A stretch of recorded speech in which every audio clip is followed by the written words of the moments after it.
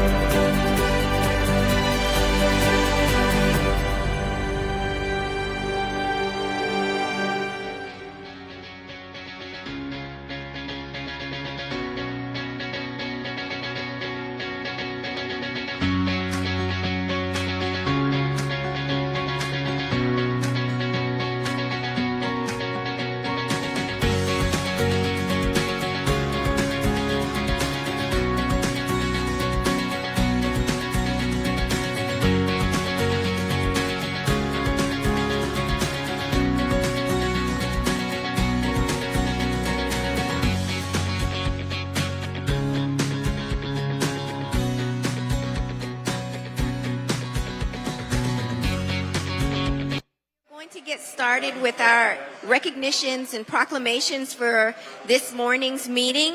We're excited. We are celebrating Hispanic Heritage Month, and as such, I'd like to say happy Hispanic Heritage Month.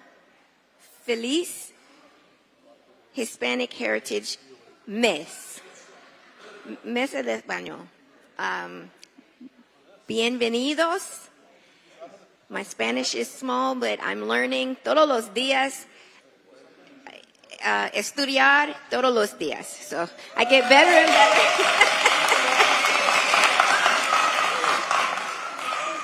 I learn something new every day. I get better and better, and I love being able to communicate in a second language. Every day I learn that there's so much more to learn, though. But again, welcome to our City of Miami Commission meeting for September 26, 2024. I am going to hand the mic over to our mayor, who is going to kick off our presentations. Thank you, Madam Chair. I'm actually going to hand it over to Commissioner Pardo, who's going to make a quick presentation. Thank you very much. Thank you. I just wanted to take time today to give a proclamation to the Coconut Grove Crisis Food Pantry, established at Christ Episcopal Church. Please come up. Come up. While they're coming up, I just want to say a few words. This is a great example of community and neighbors helping neighbors. They're all volunteers.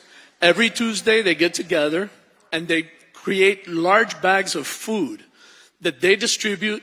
It's one of the few organizations that goes up to the door, one-on-one, and they take care of everyone in the community. They never turn anyone away, and they also do deliveries. So it's really just, and I'm so proud and happy to be able to celebrate them, because as you know, in the nonprofit world, and if you're a volunteer, you never really get recognized. So it's our pleasure as a commission to ask them to come up briefly and to be able to give them this proclamation. And hopefully, Deb, if you can say just a couple of words. Come on, Miss Brown. Miss Brown and Deb, maybe just a couple of words. Okay, well, maybe then you can say a couple of words.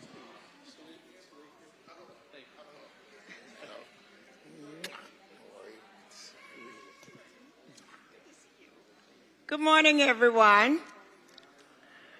We are so happy to be... Oh, everyone isn't here yet?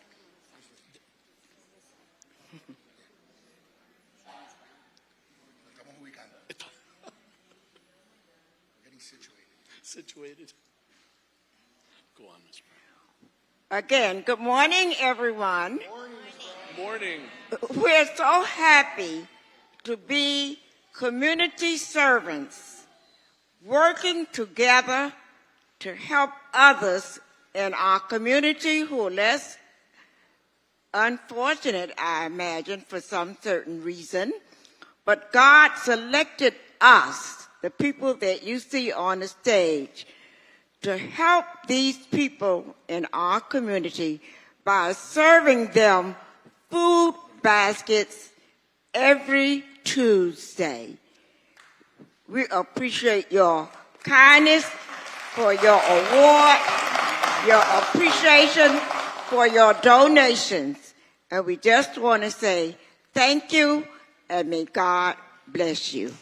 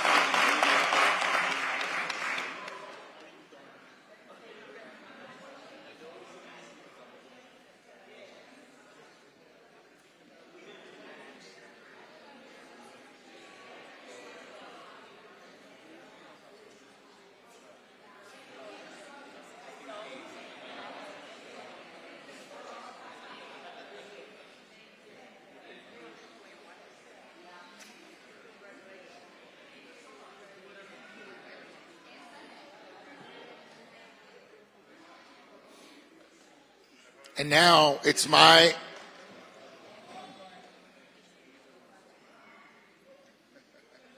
wow. And and now it's my distinct honor and privilege for Hispanic heritage, which we've been celebrating throughout the city, to honor several different people who have made a lasting contribution to our city and are members of our Hispanic community. Madam Chair wanted me to have walk-up music for Emilio. He really deserves it, so does Amara. But Emilio, as all of you know, is one of the founding members of the Latin Recording Academy. And he's played a key role in bringing the Latin Grammys back to Miami, which we're going to have.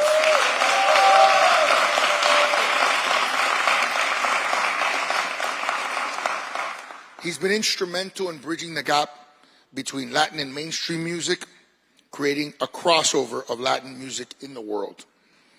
He was appointed as a special ambassador to Miami-Dade County. I think he was also given a medal by the President of the United States, if I'm not mistaken. He's a true ambassador for Miami, promoting our city wherever he goes. He highlights Miami's vibrant culture and rich diversity in every corner of the world, and he inspires us as residents and makes us feel connected to his achievements. I think that's one of the special things about him, is it's never about him.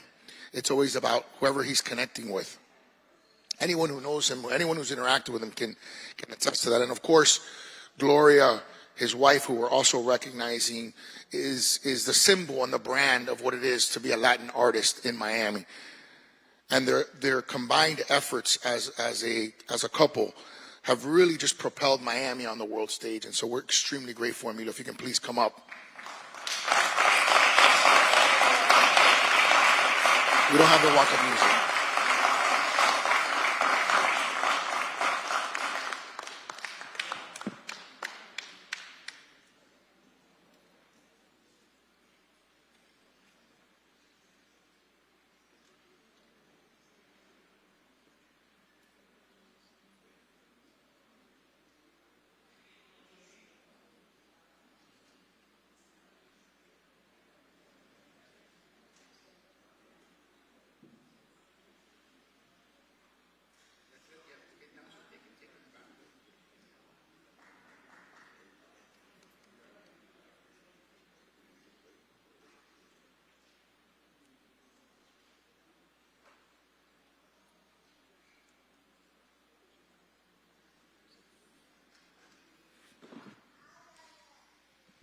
Thank you very much. What a day for me. I mean, to me, to receive something from the hometown, people that made us so all the way from the beginning, is a lot. Because, we stay here. I was the one probably around 40, 50 years ago, I called the Miami Sound Machine because we have a unique sound. We are unique. Miami is a place that, we love it because it's multi-ethnic and we get along. And the only thing I can say, congratulations to all the nominees that today, but more than anything else, I can say that we live in an incredible country. I can say, God bless America with these people.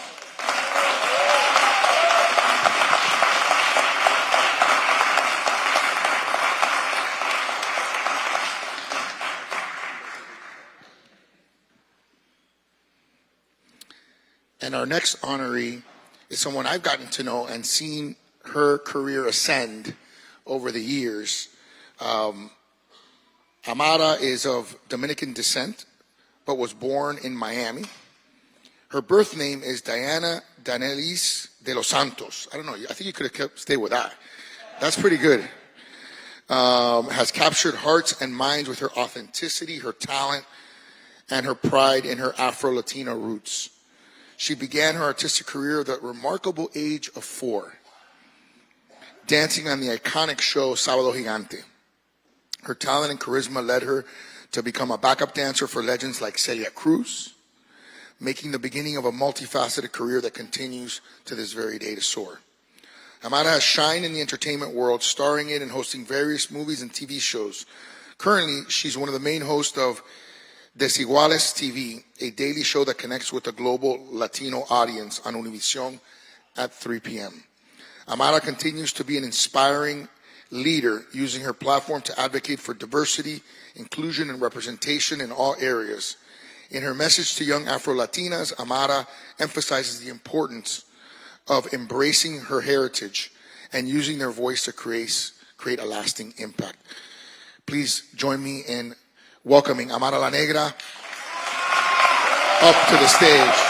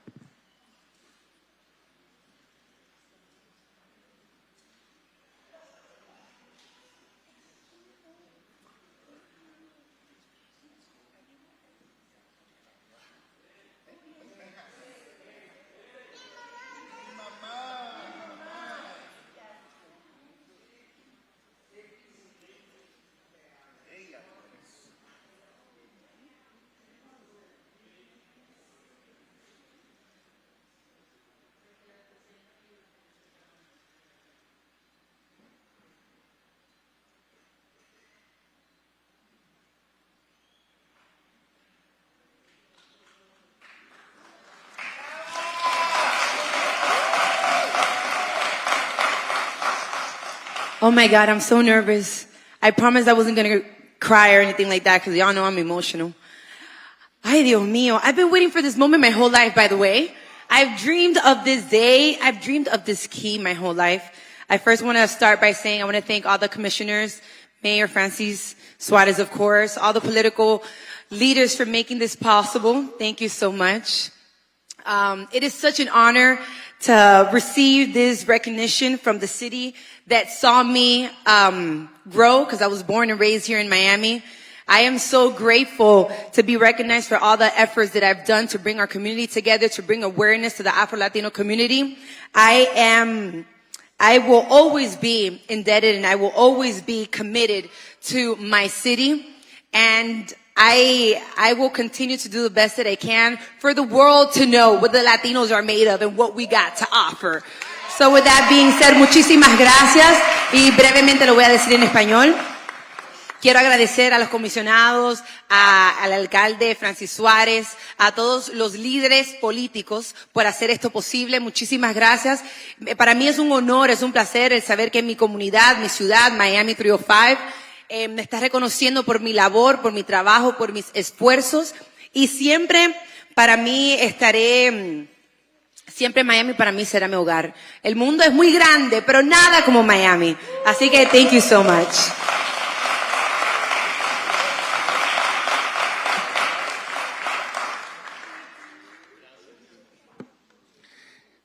The chairwoman has allowed me to take a liberty of recognizing Monty Traynor, who's here in the audience today with us. And today, hopefully, and I think the indication of co-sponsors is a very good indication of the support that this commission and the city has to recognize your legacy, Monty. We're going to be naming Aviation Avenue as Monty Traynor Way. So, you want to come up? Come on up. Rodney, come on up. Come on up. Come on up, Monty. I know it's a little bit difficult. Or if you want, we can bring the mic down if it's easier. Let's bring the mic down. Here.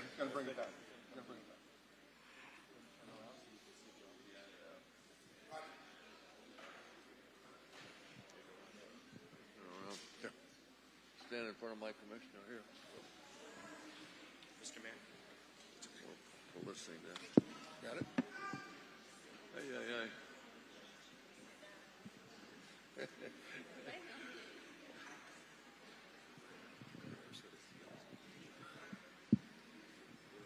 I never thought I'd see this day. After 1969, when I first opened Monty's, and I was having to sneak down here and get building permits all the time. And now I'm here, they're naming the street after me. But I can't tell you how honored I am to be part of what's going on in Miami today and what's happened and all the friendships that I've developed. And every place I go, somebody comes up and they've got a Monty story. Monty this, we got engaged here, we got our first kiss here, we went on the boat here. and it's just been so great. And to watch the people develop. I remember seeing the mayor come into the office before he even ran for a commission, and I couldn't believe it. Here he is, a young guy coming in and ends up being the mayor. And I got so many friends that I wished I could mention, and of course all the commissioners are friends. And Christine every now and then gives me she doesn't take away the mic. Last time I didn't get that. But I want to thank Rodney especially for putting this whole thing together today. It was nice, and our Commissioner Pardo, who's in now in District 2, is doing such a great job, and I'm so supportive. And we have a great thing going with our bid, our Business Improvement District in the Grove, and that's doing very well. But going back a little bit with history with me, I feel very blessed to be able to represent the city and travel all over the country. We brought Miss Universe here twice on 2 different occasions. We had 3-hour shows on CBS, and then I had Miss USA. I brought her to the city. I was representing the city, and that was. Then brought the Day League of Cities, and everybody kind of. Miami's a magic name. Every place you go, if you're from Miami, like we have a place in Maine up there, Rodney and I do, and wherever you go, you say you're from Miami. I mean, it's magic. It is a magic city, and it's magic. Look at Emilio over there. We were honored one time. Legends 14, I forget who was, and Emilio was a Miami Sound Machine at the time, and he said I had to work all these places for no check or anything. I said, Emilio, what happened to the checks I used to give you? You worked for nothing. But you talking about a Miami guy. This is the Miami guy, Emilio. But I just want to tell you what we're doing. Joe King is here. I'm looking at Joe. And Joe is working with us now on I just retired from the Art Festival. We just had our 60th year. I haven't been at the Art Festival for 60 years, but so I'm on a new project now, and it's going to be called Little Bahamas. And I've always dreamed about the West Grove and the East Grove and the whole thing put together. I looked at a write-up an interview that I had in 1970-something, where I had said that I would like to see the 2 groves together, and I think it's going to happen. It should happen, and I'm going to work on that as long as I'm around anyway. But anyway, I've enjoyed so much what I've been able to accomplish on behalf of the city. Bringing different events to town, and all the relationships that we've enjoyed, all the Jimmy Buffetts that played at the restaurant and places like this. At one point, we had 7 restaurants, and we had the Commodore Plaza, well, we had the Village Inn, which was a real hit, and everybody enjoyed it. How many people remember the Village Inn? You got some people? Oh, gee whiz, I thought we had more people there. Anyway, we had all the University of Miami jazz singers perform there, so it was a delightful thing. But I can't thank and Todd, thank you for all you've done for all these years. You've been even though you got that stopwatch, I don't.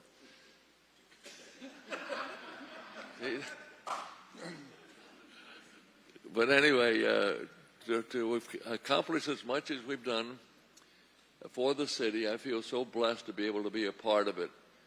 And I look forward to doing more things as I go along with the Little Bahamas. But thank everybody for coming out, and all the friends that I've had here. That I wish I usually work the crowd, and I kind of pick out people in the crowd and start talking to this Curtis Crowder, my old friend with the hotels. But no, I got to. Rosario Kennedy, you ought to stand up. The First Lady Commissioner, the Latin Commission.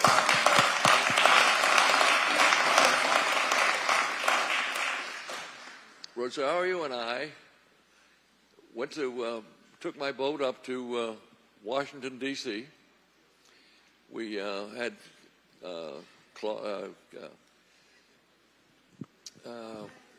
Yes. We got our legislative delegation together, and we left it up there. And the captain, we took all the legislators up and down the Potomac that they hadn't seen it, and we raised $5 million, and we brought it back, and that's how we got Bayfront Park. We got the $5 million from Dante Fussell, and everybody else was there. So that was great. So I could go around the room and just pick out people that have been helpful to me and beneficial to the city, and just have it be known. And there's Mark Burns up there. He's our new director for the, say hello, Mark, for the bid. He's doing a great job at the bid. He's been with the city. One time he had 10 years just in the leasing, and now then he was with the park, and now he's with the bid, and he's going to do a great job. And it's looking forward to working with him. Work with him all the time anyway. And Bayfront Park, we do the well, it's good. Rodney and I started the downtown New Year's Eve celebration, where there was nothing to do after the parade was there. So we started the am I supposed to? We started the downtown New Year's Eve event, which gave 100,000 people the ability to go down there at no cost and see the Big Orange go up. And Corky Dozier was with us on that, and she's helping us with the Little Bahamas also. But it's been great to do that, to offer so many people the ability to come downtown when they couldn't go to a hotel, they couldn't go to a fancy restaurant or anything else, to come down and enjoy the downtown area after New Year's Eve. So that was always good, and all the contests we had. But anyway, I don't want to drag it around, but I really appreciate the mayor, what you've done, I appreciate it. Monty,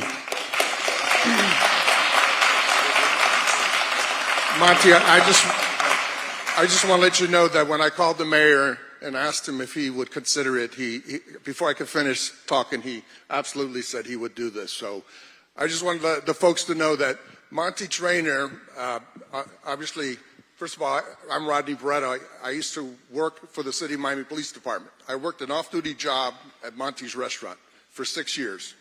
And then one day I was in the Grove, and I got shot at, and there was a huge article in the newspaper.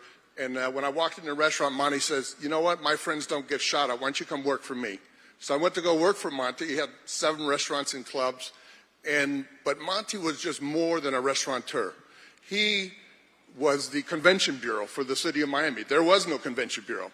He brought the Miss Universe here, the Miss USA. I was in the room with the city manager, Cesar Odio, Monty Traynor, when they cut the deal to have Emilio and Gloria play for the Miss Universe. They cut the deal. He says, Monty says, if you don't put Gloria on that stage, we're not going to do Miss Universe in Miami. True story.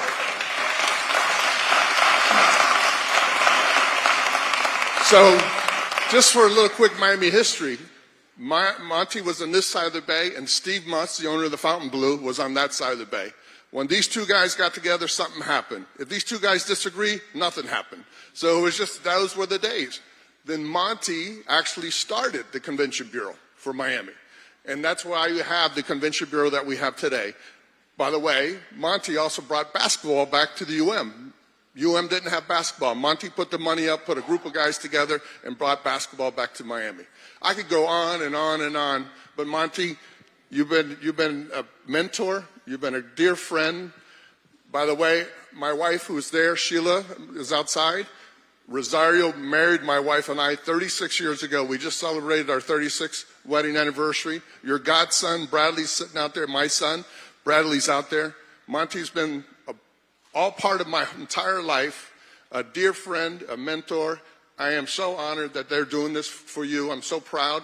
I want to thank the mayor, the commissioners, soon to be voting on this. Monty, you deserve this, and you deserve much more. Thank you. Thank you.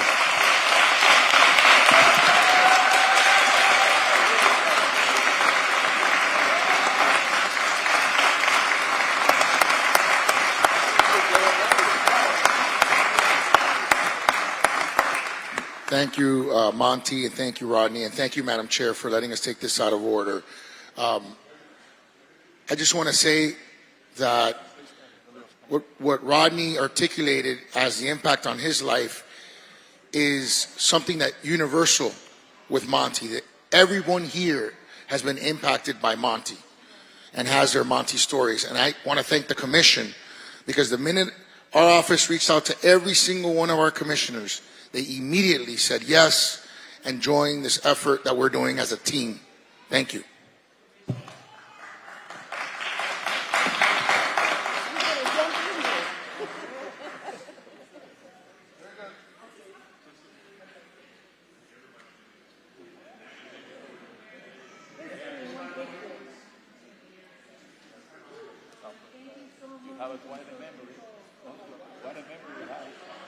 If you could go a little bit further back.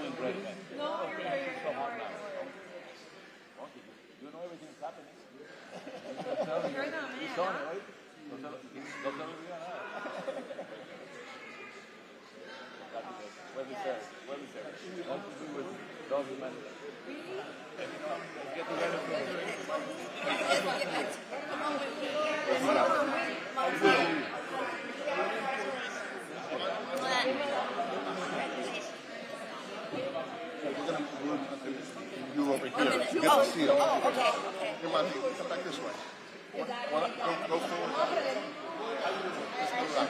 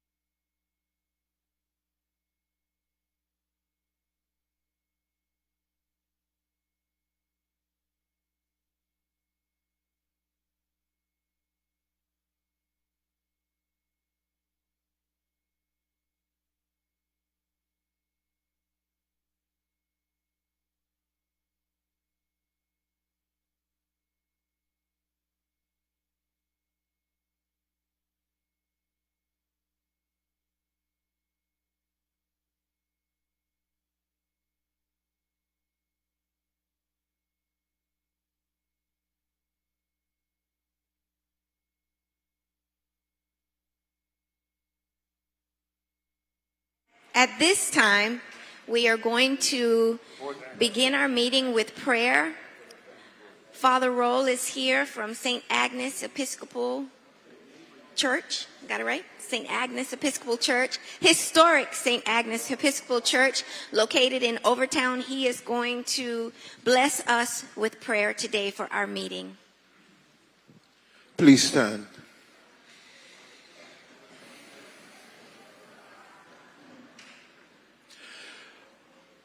Almighty and ever-living God, we give you thanks and praise for all your many blessings and your love towards humankind. At this time, before we ask for further blessings, we ask that you guide and protect those who are in the path of storms and hurricanes. We ask your peace to rest upon them and your protection. We ask your blessing upon our commissioners. We ask your blessing upon our mayors and their staffs. We ask your blessing upon the businesses represented here and the communities in which we live, the people of our districts. We ask that you grant unto us all health, strength, knowledge, wisdom, and understanding. And above all, grant us your grace to serve you as we serve one another. Through Christ our Lord. Amen. Amen. Thank you. Commissioner Pardo, would you join us for the Pledge of Allegiance? Lead us, actually. No problem. I pledge of allegiance to the flag of the United States of America and to the republic for which it stands, one nation, under God, indivisible, in liberty and justice for all. Thank you. Mr. City Attorney, would you please read your statement for this meeting? Yes, Madam Chair.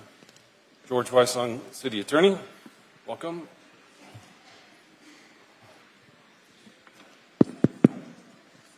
Detailed information about the processes, order of business, rules of procedure, and scheduling or rescheduling of City Commission meetings can be found in Chapter 2, Article 2 of the City Code, a copy of which is available online at www.municode.com. Any person who is a lobbyist pursuant to Chapter 2, Article 6 of the City Code must register with the City Clerk and comply with related city requirements for lobbyists before appearing before the City Commission. A person may not lobby a city official, board member, or staff member until registering. A copy of the code section about lobbyists is available in the City Clerk's office or online at www.municode.com. Any person making a presentation, formal request, or petition to the City Commission concerning real property must make the disclosures required by the City Code in writing. A copy of the City Code section is available at the office of the City Clerk or online at www.municode.com. The City of Miami requires that anyone requesting action by the City Commission must disclose before the hearing any consideration provided or committed to anyone for agreement to support or withhold objection to the requested action pursuant to City Code Section 2-8. Any documents offered to the City Commission that have not been provided at least 7 days before the meeting as part of the agenda materials will be entered into the record at the City Commission's discretion. In accordance with 2-33 and Section G of the City Code, the agenda and the material for each item on the agenda is available during business hours at the City Clerk's office and online 24 hours a day at www.miamigov.com. The meeting of the Miami City Commission is a limited public forum. Any person may be heard by the City Commission through the chair for not more than 2 minutes on any proposition before the City Commission unless modified by the chair. Public comment will begin at approximately 10:15 a.m. and remain open until public comment is closed by the chairperson. Any person making offensive remarks or who becomes unruly in the City Commission chambers will be barred from further attending City Commission meetings and may be subject to arrest. No clapping, applauding, heckling, or verbal outbursts in support or opposition to a speaker or his or her remarks shall be permitted. No signs or placards shall be allowed in the City Commission chambers. Person exiting the City Commission chambers shall do so quietly. Members of the public wishing to address the body may do so by submitting written comments via the online comment form. Please visit www.miamigov.com/meeting instructions for detailed instructions on how to provide public comment using the online public comment form.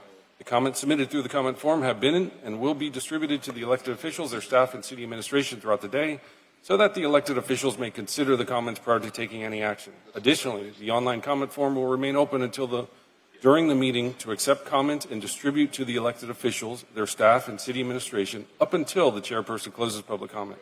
Public comment may also be provided here live at City Hall, located at 3500 Pan American Drive, Miami, Florida, subject to any and all city rules as they may be amended.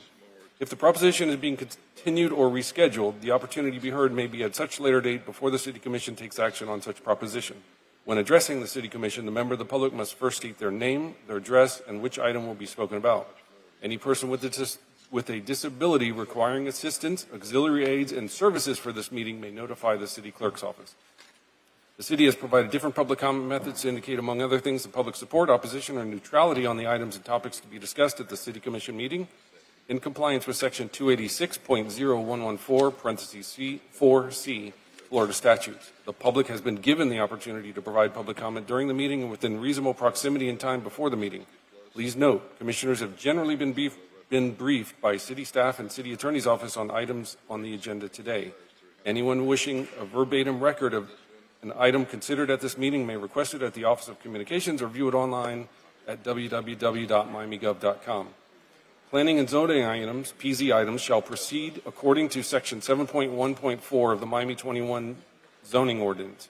Parties for any PZ items, including any applicant, appellant, appellee, city staff, and any person recognized by the decision-making body as a qualified intervener, as well as the applicant's representatives and any experts testifying on behalf of the applicant, appellant, or appellee may be physically present at City Hall to be sworn in by oath or affirmation by the City Clerk.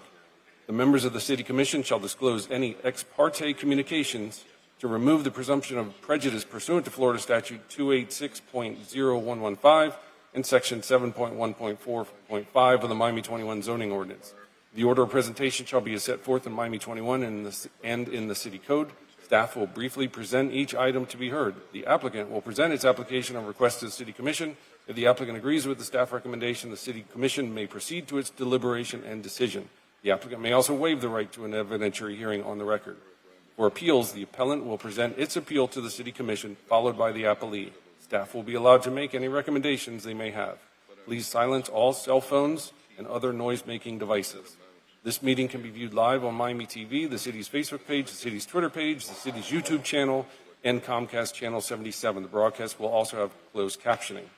I'm not sure if this is necessary, but pursuant to Advisory Legal Opinion AGO 2020-03, issued on March 19, 2020, the Florida General opined that, consistent with prior Attorney General opinions, a member of a local government body who is physically unable to attend a meeting because of a medical treatment or due to medical reasons can participate and vote in the meetings where a quorum of the other members are physically present. Thank you, Madam Chair. Thank you, Mr. City Attorney. Mr. City Clerk, would you please read your statement for the record? Thank you, Chair. The procedures for individuals who are providing testimony to be sworn in for planning and zoning items and any quasi-judicial items on today's City Commission agenda will be as follows. The members of city staff or any other individuals required to be sworn in who are currently present at City Hall will be sworn in by me, the City Clerk, immediately after I finish explaining these procedures. Those individuals who are appearing remotely may be sworn in now or at any time prior to the individual providing testimony for planning and zoning items and or quasi-judicial items. Commissioners, are you comfortable with all the notice provisions set forth in these uniform rules and procedures that we have established for this meeting? Yes. Chair may administer the oath for the planning and zoning items. Please. Thank you, Chair. Good morning, ladies and gentlemen. If you will be speaking on any of today's planning and zoning items, the PZ items, may I please have you stand and raise your right hand.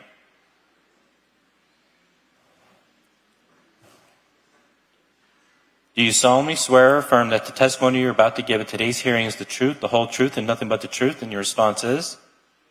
Thank you, Chair. Thank you, Mr. City Clerk. Mr. City Manager, at this time, are there any items on the agenda that administration will pull or defer? Good morning, Madam Chair, Commissioners, Mr. City Attorney, Mr. City Clerk. At this time, the administration would like to defer and or withdraw the following items. RE4 to be withdrawn. FR2 to be withdrawn.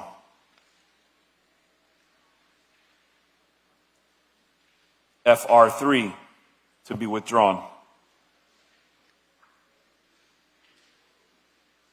SR3 to be deferred to October 10th. And DI1 to be withdrawn. On the PZ agenda, PZ4 is to be withdrawn per the appellant's letter of withdrawal, which is dated September 25th, 2024. which is being entered into the record at this time. PZ5, also to be withdrawn per appellant's letter of withdrawal dated September 25th, 2024, which is also entered into the record. And PZ6 is to be withdrawn per appellant's letter of withdrawal dated September 25th, 2024, also to be entered into the record. And that concludes the items. Thank you, Mr. City Manager. I understand that you would like to make a presentation. Please move forward with it. Chair, is there a motion on the withdrawals? No, I'm going to let him make the presentation, and then I'll ask my colleagues if they have any items that they would like to defer or withdraw, and then we'll move forward with setting the agenda. So a quick introduction to this video, so you're not like this. I give our communication staff a big round of applause. They did a wonderful job putting together a video of the whole transition of Temple Court Apartments, in terms of, what transpired obviously with the fire and what ended in a wonderful resolution to that crisis. So this video sort of recaps that whole transition and timeline. And so we wanted to share it at the meeting and be able to sort of recognize what a wonderful job everyone who took part in that did and played a role in.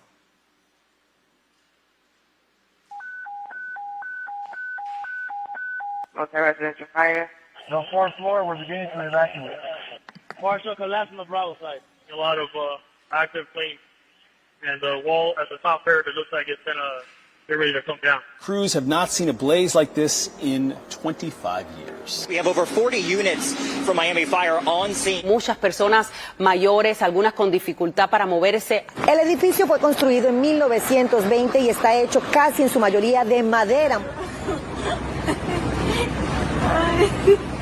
On June 10, 2024, a catastrophic fire ravaged the Temple Court Apartments, located at 431 Northwest 3rd Street.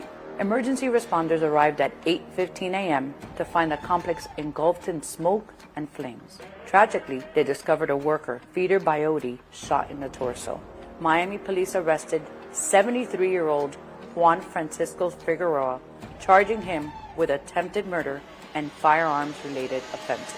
Working together with all city entities to make sure that this concludes as safe as possible. This is a unified command. So we are working very closely with the fire department and making sure that everyone is safe, everyone feels secure. The 3-alarm fire, requiring 126 firefighters, lasted 8 hours and was one of the worst in Miami in decades. The 61-unit building suffered severe damage, displacing over 73 residents, mostly elderly and low-income individuals. Residents have already been informed that they are not going back inside. Every single person that lives in the building has been accounted for. And number 3, the 43 residents who are here with us at Jose Marti Park, they'll be spending the night, but tomorrow they're going to be put in a hotel for the next 2 weeks. We'll be working with our county and federal partners to get them into permanent housing. Yo salí a la puerta de mi edificio a mirar y venía encima de mí una bola de candela. No tengo ni siquiera un teléfono, ni un ID, ni un nada tengo. Due to the extensive damage and the presence of hazardous materials, the city of Miami demolished the building a week later. I've lost everything. I've lost my clothes, I've lost my computer, I've lost my wallet. Most of the displaced individuals were later relocated to a Motel 6 in Doral, where they begun the difficult process of recovery and rebuilding. They received $12,500 worth of gift cards and essential items. City leaders welcomed them to their new homes at Sawyer's Walk near Northwest 2nd Avenue and 6th Street, and Haley Sobs, located at 800 Northwest 13th Avenue, complete with surprise gifts. They got a brand new 55-inch TV. In some cases, they got dentures, which they lost in the fire. So we are restoring their dignity. They lost everything in a fire just a few months ago, and today they get back a little bit of the joy that they lost. All of the commission was there from the city of Miami, and we were trying to help them out. The second day we were there, my team and I escorted them, my wife, we escorted them to the hotel where they stayed for 3 months, and we promised them that we were going to take care of them. And it was so important to me to get you relocated rápido. I want to treat you the way someone would treat mi madre y padre. We all made a commitment that this was not going to be forgotten, that you were not going to be in the streets, that you were going to be placed in a decent, a nice place that you can feel proud of living in. You can always call on us in our office, like all of us here. We couldn't be happier with what we're seeing here. These are Miami moments that are beautiful, and we need more of them. To service our residents is just wonderful, and to see government really work at its finest was a great day. With new homes, support systems in place, and a sense of community stronger than ever, the future for these residents is filled with hope and renewed opportunities. Muy agradecida a Dios primero y después a este país, a esta gran ciudad de Miami. Que no tengo ni palabras para expresar todo lo bueno que han hecho. A veces pasan cosas malas para que uno mejore, porque por lo que veo he llegado a un lugar muy lindo. Pero ustedes nos han vuelto a revivir, a dar vida.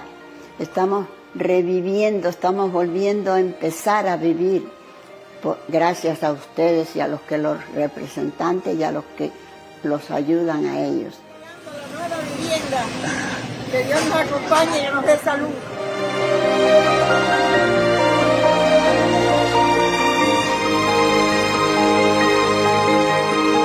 Salud.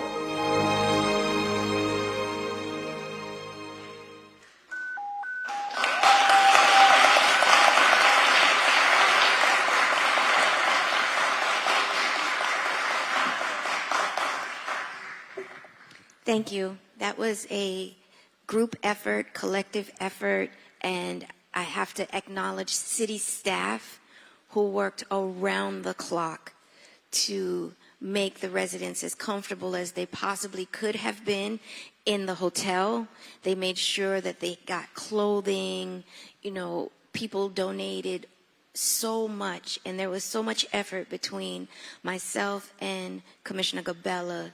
We really worked hard to make sure that our seniors were treated with dignity, although they had lost everything. They left that morning, that fire, with just the clothes on their backs, which was pajamas, by the way. They lost everything. So I'm honored that we collectively came together to do the right thing. And at this time... Madam Chair, if I may, I want to recognize David. Who yes. did an exceptional job in terms of working with them and obviously our elected officials. And I certainly don't want to forget the magnitude of the fact that there was no loss of life. And that's a credit to our fire department and Chief Heavy. Absolutely. Absolutely. I could tell you that I got in touch with David that day. David, you have to go. We have to get them clothes. They don't have anything. And he did it. He didn't flinch. They worked so hard. It was a huge Herculean effort to make sure that they were okay. But staff really, they went above and beyond in this particular situation. And I'm very proud to be a part of City of Miami for that, and many other things as well. Now, at this time, I'm going to ask my colleagues if they would like to withdraw or defer any items on the agenda. Commissioner Pardo? I'd like to withdraw RE7. Withdraw RE7. Anything else? Vice Chair? Not at this moment. Commissioner Gabella? Okay. For myself, Commissioner, I'm sorry. My apologies, Chair. Commissioner Croy would like to co-sponsor the following agenda items: RE3, RE10, EM1, and SR1. Thank you. And for myself, I would like to indefinitely defer PZ 1, 2, and 3. I would like to wait to see what happens in the November election before we move forward, or before I move forward with those items. PZ 1, PZ 2, and PZ 3. And Chair, I just have a brief statement to read into the record. Please. Pursuant to Section 62-22 of the City Code, an indefinitely deferred action initiated by the City will cost the City mail noticing, advertising, and posting of properties as applicable. Thank you, Chair. Thank you.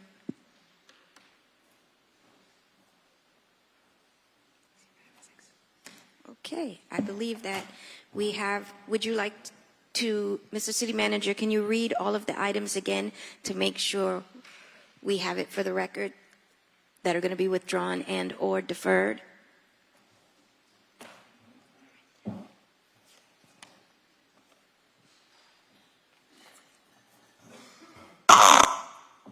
RE4 to be withdrawn. RE7 to be withdrawn. FR2 to be withdrawn. FR3 to be withdrawn. SR3 to be deferred to October 10th. DI1 to be withdrawn. PZ1 to be indefinitely deferred. PZ2 to be indefinitely deferred. PZ3 to be indefinitely deferred. PZ4 to be withdrawn. PZ5 to be withdrawn. And PZ6 to be withdrawn. Thank you. May I have a motion? Motion. I have a motion and Second. a second. All in favor? All right. Aye. That sets our agenda for today. And at this time, we are going to open the floor for public comment. Any person who wishes to speak on behalf of any item that is before us on this agenda, please step forward.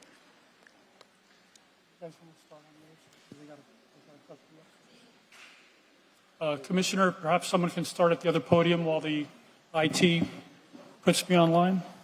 Perfect. Good morning, sir. Good morning. My name is Eduardo Navarro, and I am very honored to serve as a volunteer for Miami Bethany Community Services. Today, I will speak in favor of Resolution 16508. I have been a resident of Alapata since I was a child. I have experienced firsthand the shortcoming of a low-income immigrant family where if the rent is paid, there is no food to buy. There is no money to buy food. Since I met Miami Bethany, I have found food, work, a wife, and above all, hope. Now I want to share this hope with my neighbors, and I am willing to spend long hours of my weekend under the sun and rain in very precarious conditions. I think it is very worth it. Thousands of boxes of food have passed through my hands and before my eyes.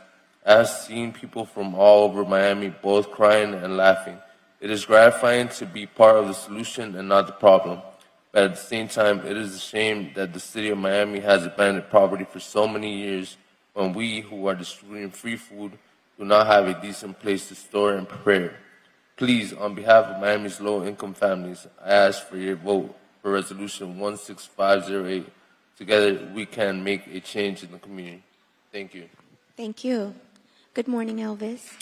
Good morning, Commissioners. Elvis Cruz, 631 Northeast 57th Street for PZ 11, 12, and 13.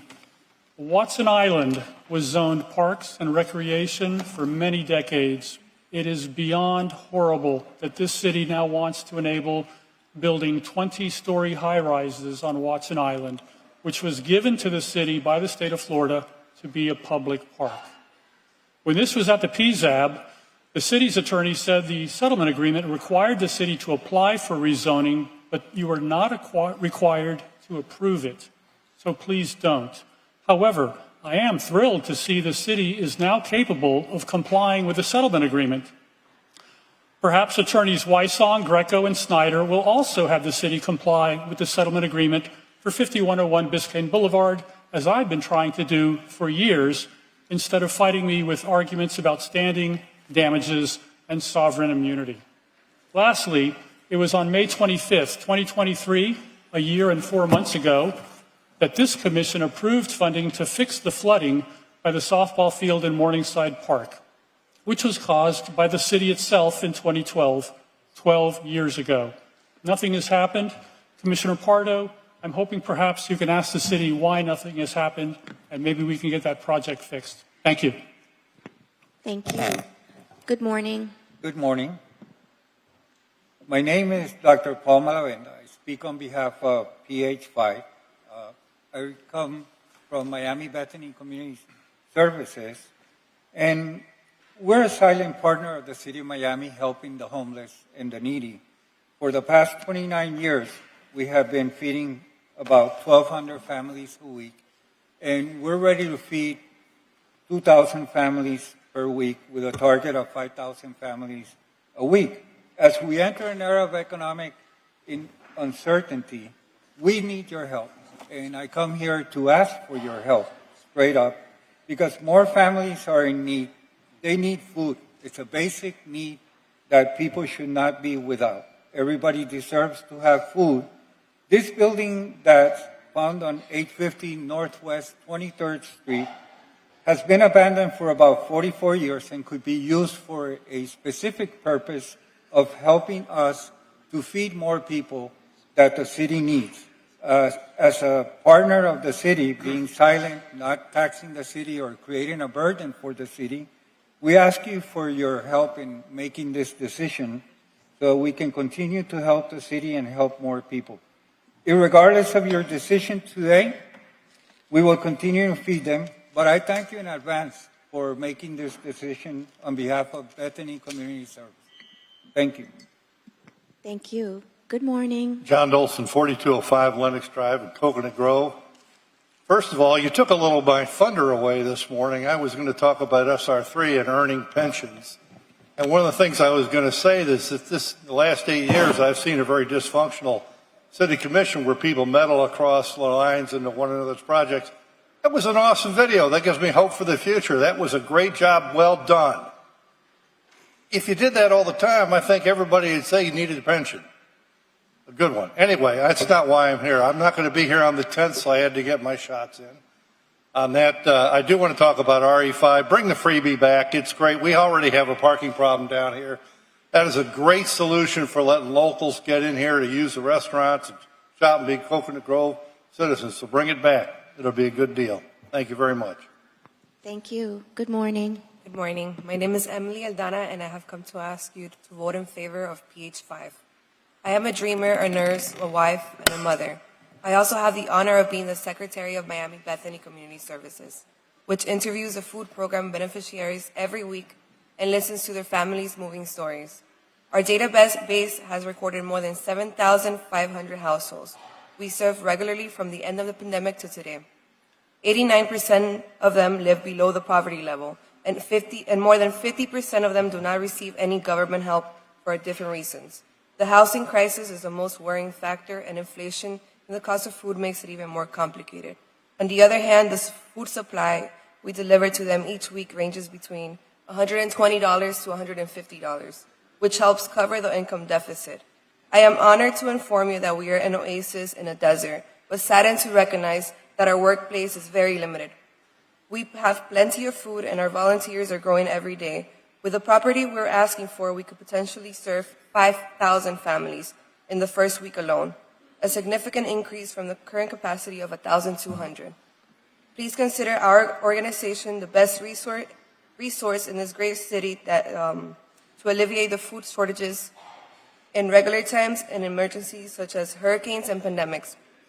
We need that property to be the community armed force that the 5 districts of the city could count on. I am deeply grateful. Thank you. Thank you. Good morning. Good morning. Debbie Dolson, 4205 Lennox Drive, Coconut Grove. First, I'd like to, again, thank you so much for honoring the Coconut Grove Crisis Food Pantry for 40 years of service in Coconut Grove. Which brings me to congratulations to Commissioner Bella for RE5, the Micro Transit Initiative. I think that's a wonderful, wonderful service to the community, and I know that it will be used by a lot of people. I'd also like to add that we would love to see that in Coconut Grove in District 2. We have many people that come to our pantry that are elderly, they're disabled, they don't have transportation. It would be wonderful to have a micro transit vehicle to come to our pantry and pick up their groceries. As has been said before, parking is difficult in the Grove. People ride their bikes, but it would be wonderful to have something like that in District 2 as well. But I hope, Commissioner Gabella, this goes through for your districts. I think it's a wonderful initiative. Thank you, ma'am. I appreciate it. Thank you. I did want to let you know, both of you, that our CITT funding was just released, I believe, yesterday. Commissioner Pardo, I would rather that we do not engage with the public comment and speak afterward, because if we all do that. Sorry. But I agree. That is tremendous, and I'm trying to do that in my district as well, to bring freebie into the Upper East Side, to bring more traffic in, because there's parking is horrendous. There's no parking. FDOT took 50 or more parking on-street parking spaces. So I agree with you. Congratulations. And finish your statement, Commissioner Pardo. I just don't want us to I just don't want that to be a free fall for us to start engaging with public comment. I appreciate that. I'll be very brief. We've been waiting for 3 years for that CITT funding. We didn't do a microtransit because of the timing. So we were really pushing for the CITT, and we got it. So you'll see something soon. Good morning. Good morning. Dear Commissioners, my name is Armani Alcantara, and I'm here of Miami Bethany Community Services volunteer, and I'm here to speak in favor of Resolution PH5. It's my privilege to help families like mine get through the difficult times we all face in this community. I am an orphan of a father, and I see my mother work very hard to put food on the table and help me get ahead in life. Now I am a young man. I want to help others. Every weekend, I am proud to use my strength to carry thousands of boxes of food. However, the sad reality is that we are limited by space, conditions to make more boxes. 15 days ago, I came here with great enthusiasm, almost certain that you would grant us permission to use city property. Today, I'm 100% sure we will return home with a positive response. As in need of urgent, our community cannot wait. Please, a yes from this commission will put a smile on faces of many single mothers like mine. If you help us, many girls like my little sister would go to bed with their stomachs full of healthy food. I know that each of you is a person of compassion and understanding, so I thank you in advance for your consideration and support in this matter.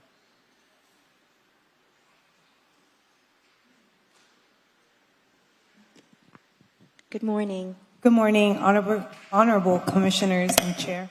My name is Ruth Howdeggy, and I want to speak today about Resolution PH5.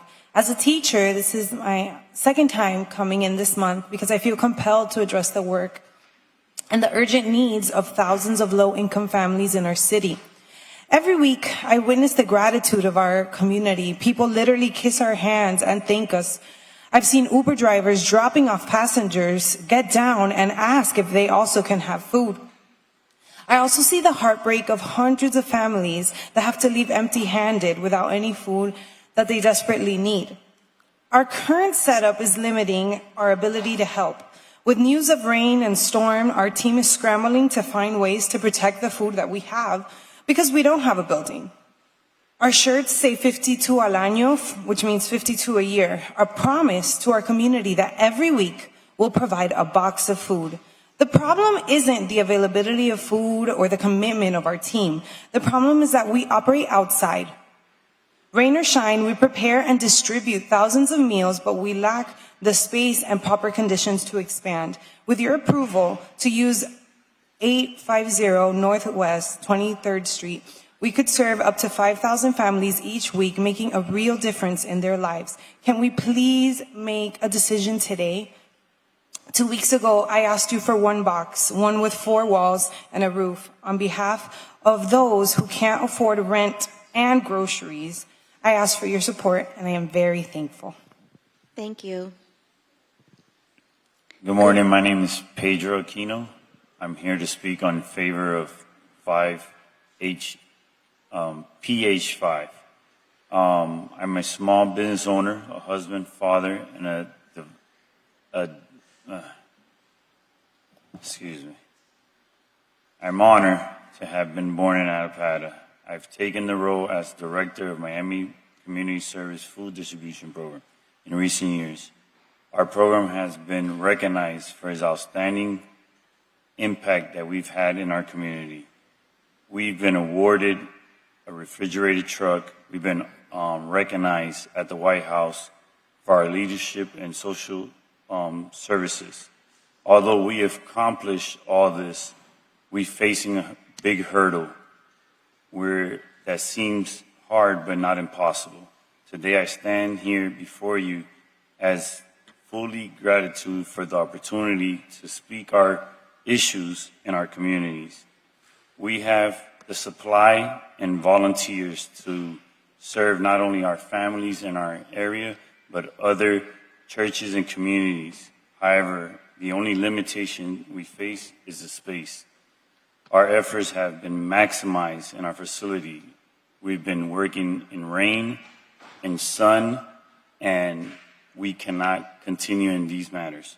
And we're here to ask for the support of the commissioners to humbly support us in granting the facility at 850 Northwest 23rd Street to enable us to have the opportunity to not serve only our community, but the entire city. I thank you for your time. Thank you. Good morning. Good morning, commissioners. My name is Rebecca Howdy. That was my sister. And I'm here to support also PH5.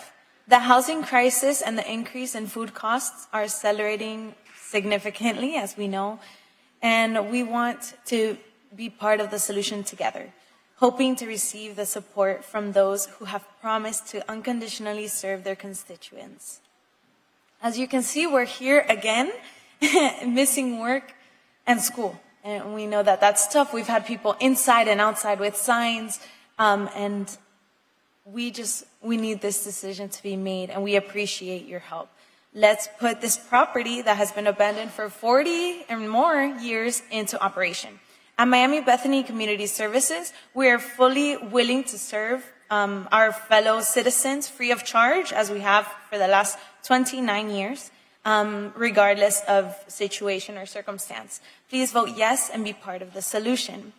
We are your allies in combating poverty and malnutrition in this city. Thank you so much for your time and consideration. We appreciate the weight of your decisions, and we are grateful for your commitment. Thank you so much. Thank you. Good morning. Hi, good morning. My name is Joe Camilo. I am the Development Director for Miami Bethany Community Services, and I'm here to speak in favor of Resolution PH5. For over 20 years, me and my wife, we have dedicated ourselves to serving the most vulnerable members of our community in Miami. And we have done so without discrimination based on nationality, religion, sexual orientation, social, economical status, or immigration status. And throughout this time, I have witnessed both the pressing needs in our community and the remarkable growth of our agency, which is good. And we began by serving a handful of families, a small group of families. And today we have the privilege of serving over 1,200 families on a weekly basis, people from our beloved city. And today here, as you've seen, we are joined by many volunteers who have helped us build the largest and most recognized food ministry in the city of Miami. However, we urgently need a suitable space for food preparation and distribution. We need it badly. And we often work long hours, and we work under challenging conditions, but they are always there, doing it for the people, for the residents of the city, those who need it. And to complicate things, to complicate matters, last month, we had the unfortunate visit of a code enforcement officer letting us know that we have many violations in our location. On the other hand, how can we solve this? There's a location, a property that has been abandoned for over 40 years, property belonging to the city of Miami, and if we have the opportunity to get this place and transform it, to convert it into a proper food bank, it would enable us to store and prepare up to 5,000 boxes of food and distribute those on a weekly basis. This could represent a significant step forward and a brighter future for the whole community. I'm not here to request money or food, but just to let you know we need it. Thank you. Thank you. Thank you. Good morning. Good morning. Good morning, Commissioners. Thank you. My name is Erica Barrios, and I'm a student at 2490 Northwest 35th Street. I am here in support of Resolution PH5. On behalf of Miami Bethany Community Services, I'm sure you've heard everyone's speeches, and they're all very moving. I'm confident in the work of Miami Bethany Community Services. I've personally witnessed the struggles of having somewhere to store their food, and I've also witnessed how many people come in weekly to benefit from their services. Please vote in favor of Resolution PH5. Thank you so much for your time. Thank you. Good morning. Good morning, Commissioners. My name is Rick Pena. I'm a homeowner at 3250 Northeast 1st Avenue and a business owner here with offices in the city of Miami since 2017, and also representing one of my clients at 3500 Curtis Lane, Coconut Grove residents, in support of PZ20. PZ20 is a proposed modification to the code to allow taller game court heights. The challenge with the current code is it doesn't differentiate between a site wall and a fence or structure around a game court. So, for example, current code allows fences at 8 feet. That's measured from the crown of road. So if your property is 2 feet above crown of road, now you have a net 6 feet to work with, which does not work for tennis courts. And it doesn't work for paddle courts. Paddle courts is one of the fastest growing sports in the world. It's a 10 meter by 20 meter court that's got a 10-foot structure around it, and then an additional 3 feet of a backstop on the two ends. So on one of our properties at 3500 Curtis, our client wanted to put a paddle court.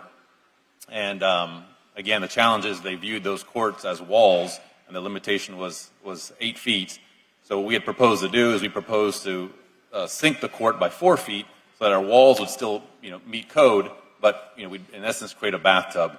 That worked for planning and zoning. It didn't work for floodplain because we're altering the topography of the ground and we're basically creating a tub. So that didn't work. And in this one example that we have, the paddle court would go within the building setback. So by code, we could build a 2-story structure elevated 10 feet above the ground, which would be as tall as this room, but we couldn't put a paddle court. So here to support the modernization of our code so we can increase the heights of the game courts. Thank you. Thank you. Good morning. 3090 Virginia Street. I know you're going to be surprised what I want to talk about, but it's freebie, and I'm excited to hear what you guys are doing. I just feel like we have Pinecrest and Coral Gables and other places that have it, and we should have it. I have 2 knee replacements, so you can understand why it's important to me.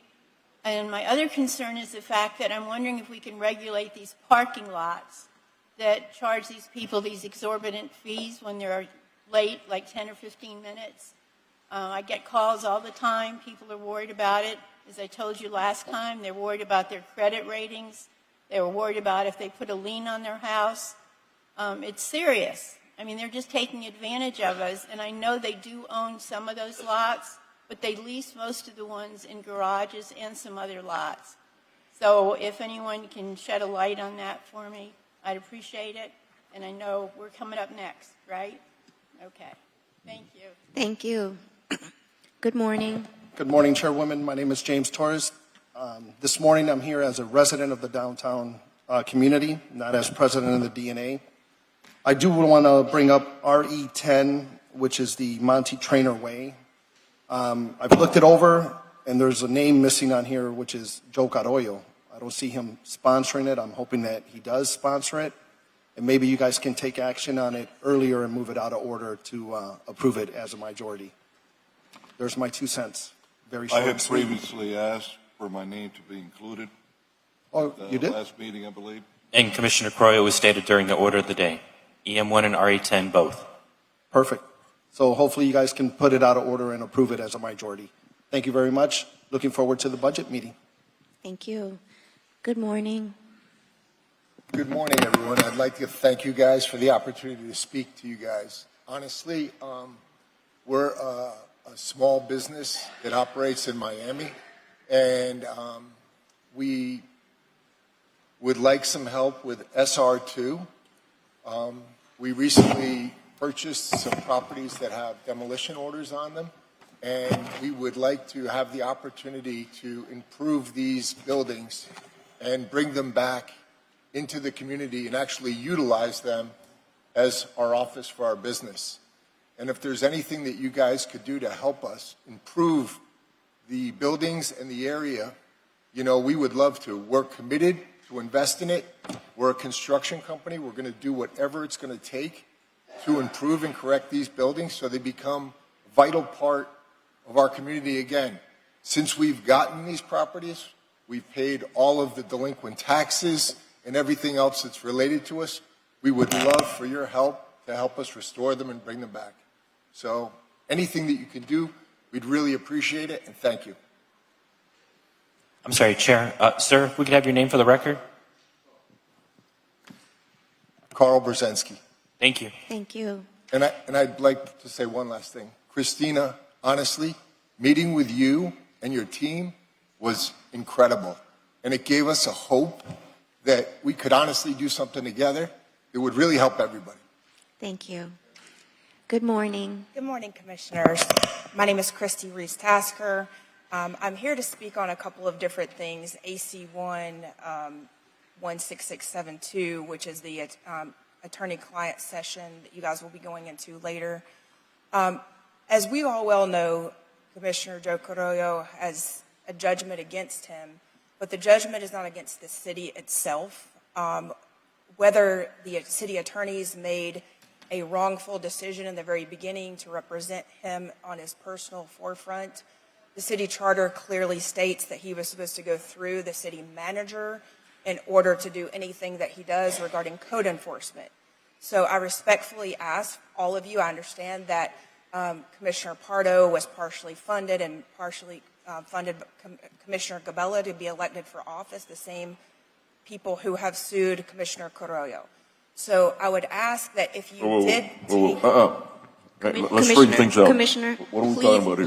please. Okay. Okay. Do not interrupt If you'll just allow me to commenter. finish, please. I'm just respectfully asking that if you guys did take campaign finances from the organization that filed the lawsuit against Commissioner Carollo, that you would take that into account, because we as citizens are going to be looking at that, and citizens are going to be taking that into account as to who funded your campaigns, who is actually suing Commissioner Carollo, because at the end of the day, the $12 million is coming out of city taxpayer funds. And then lastly, I want to make sure that you as commissioners know that I never resigned from Code Enforcement Board. I was removed from Code Enforcement Board by the board attorney. I ran for office for the GOP District 17 committee woman. Those qualification papers clearly stated that I did not have to step down or be removed from an office per Florida statute. So I've emailed Commissioner Pardo to let him know. If any of you guys would like that email as well, I'd gladly email you, but I just wanted you to be aware that the qualification records per Florida statute stated that I did not have to resign. Thank you. Thank you. Is there? Chair will hold on. answer the lady back when this item comes before us. Yes. Good morning. Good morning. My name is Ginés Rivera, and I'm here to, first of all, thank you for the opportunity. Second, I'm here to request you guys consider passing SR2. We thank Christina King for spearheading this effort. We purchased these properties with the intent to restore them. We're committed to the community. We've been part of the community for years. We live there. We do our business there. Our kids go to the community there in Christina King's district. I understand how the city gets to issue orders of demolition on buildings that are completely salvageable. I spoke with many of the inspectors of code enforcement and unsafe structures, and they referred to the prior owner as a slumlord. It got to the point where this person did not care. But these buildings do not need to be demolished. We asked for the opportunity, and I cannot sit down without asking you guys give these people the building, because frankly, it makes my problem look very small. Thank you. Thank you. Good morning. Good morning. Brenda Betancourt, 1436 West 6th Street. In support of PH5, I think it's something that we all need due to the fact we have, as a city, we have several properties that they are being abandoned technically. They're not being taken care of. not just in that area, but in other ones we have other buildings that maybe the city can start or either leasing them or using them, or at least keep them a little bit more in better shape. In support of the microtransit initiative for District 1, I think is very important. We have too many seniors that doesn't have transportation. And believe it or not just seniors. We have a lot of other people that they don't have transportation. They're using those scooters. And sometimes those scooters are not the safe way for them to transit. So I think it's amazing. There are tax dollars actually going to be for something good. SR1 as well, this in PC15 for the setbacks in any new construction next to a T3. I believe that not just T5 and T6, but I believe that the planning and zoning are doing an amazing job trying to correct all those errors that we have in Miami 21. So PC15, I mean, full support. I think we need to look at T4 in all the setbacks that they have for new construction. Of course, always protecting T3 because residential homes are very important. And before I forget, certificate of use for businesses. I'm going to keep asking you guys to look at it. Sometimes you close businesses immediately, but then you have other businesses that come in front of our board and we give them 120 days. We have businesses in 2 years. They haven't been able to get a certificate of use and BTR and they're still open. Then I have to hear businesses that they are closed immediately and they don't get that chance of 120 days, 60 days, 90 days. And has to be the legislation, has to be you guys that are the ones to actually represent every single person, not just the ones that come in front of the board and get 2 years. Just think about it. A business is closed now and other ones are not. Thank you so much. Thank you. I didn't see it. Is there anyone else that would like to speak on behalf of the items before us on the agenda? Is there anyone outside? No one's outside. Okay. Seeing none, the public comment period is now closed.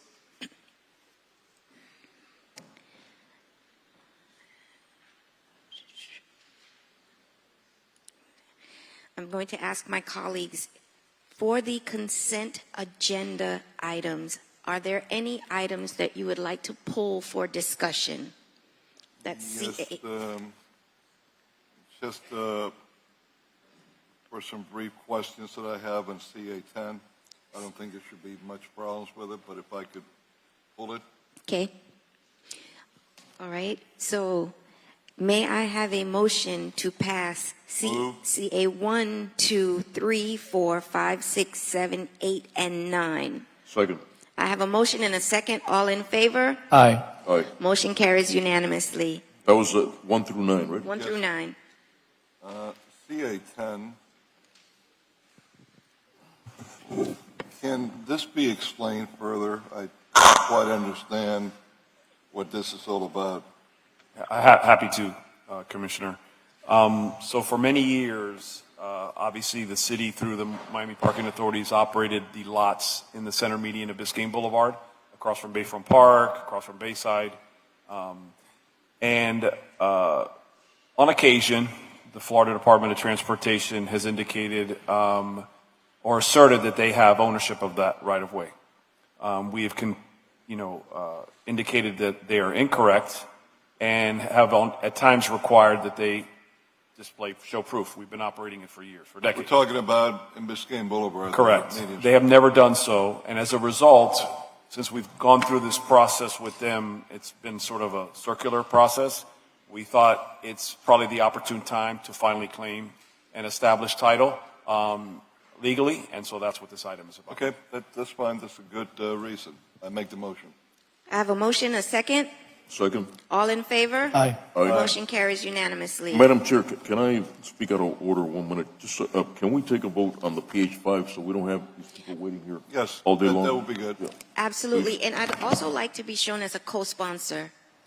I do as well. Food insecurity Likewise. in our community Likewise. is unfortunately a thing, a real thing, food insecurity. We have it throughout the city, no matter where we are. It It is a thing and it saddens me, and I want to do everything I can to support so that someday we don't have a food insecurity in our community. So, do I have a motion for PH5? Second. I have a motion and a second. All in favor? Aye. Motion carries unanimously. Thank you.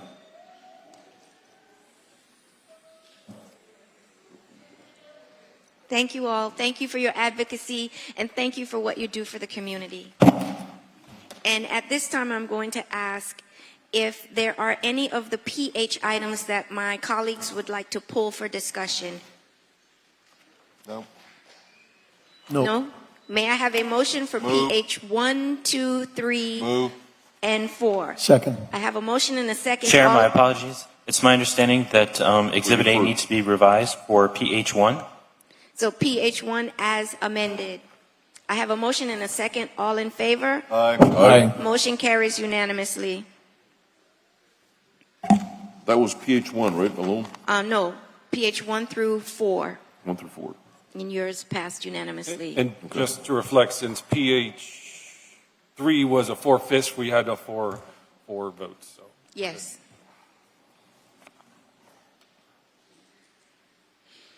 Now, I'm going to ask my colleagues, are there any items on the resolution agenda that you would like to pull for discussion? That would be RE1 through RE12, with RE4 and 7 withdrawn. Oh, wait a second, wait a second. Yeah, RE1 and RE2 are quasi-judicial mitigation. Right, I know, those are mitigations, I know that. It'd be And RE10 is a 4/5. And my apologies, RE10 will need to be heard after EM1. Yes. Correct. Oh, that's right. Okay, so we'll hold out RE10. If we could pull RE6 to get further clarification on it. Okay. I'd like to pull RE5.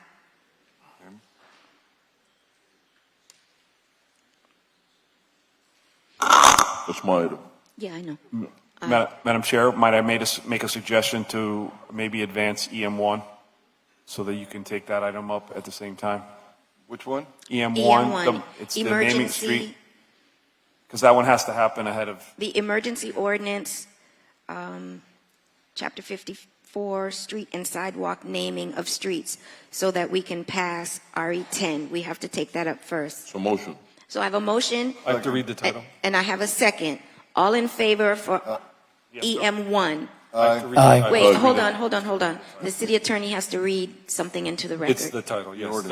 An emergency ordinance of the Miami City Commission by a 4/5 affirmative vote, amending Chapter 54, Article 4 of the Code of the City of Miami, Florida, as amended, titled Streets and Sidewalks, naming of streets and numbering of buildings by amending Section 54-137, titled Street Co-designation, to allow that the requirements of that section may be waived by a 4/5 affirmative vote of the City Commission, containing a severability clause and providing for an immediate effective date.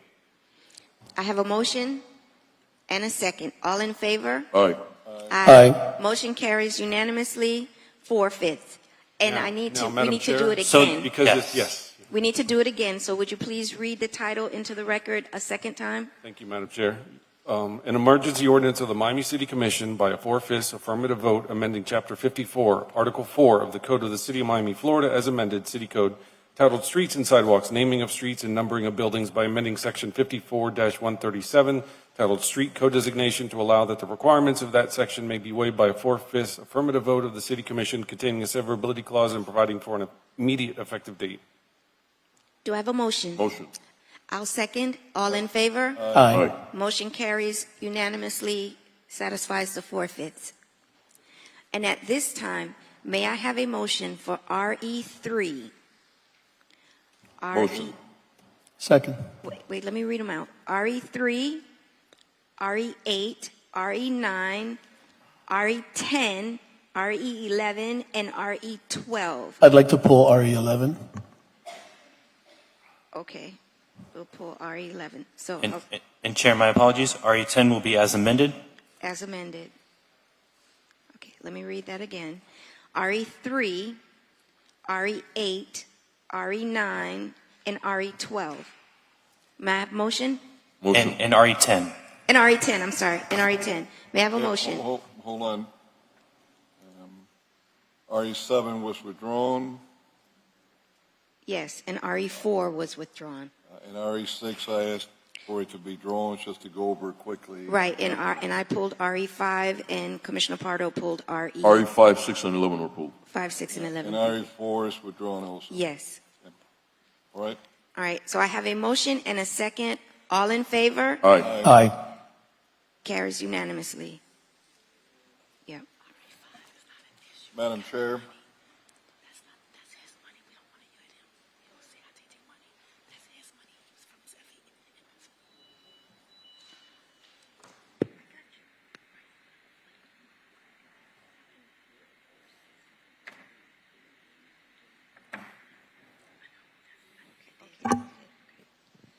Madam Chair, Yes.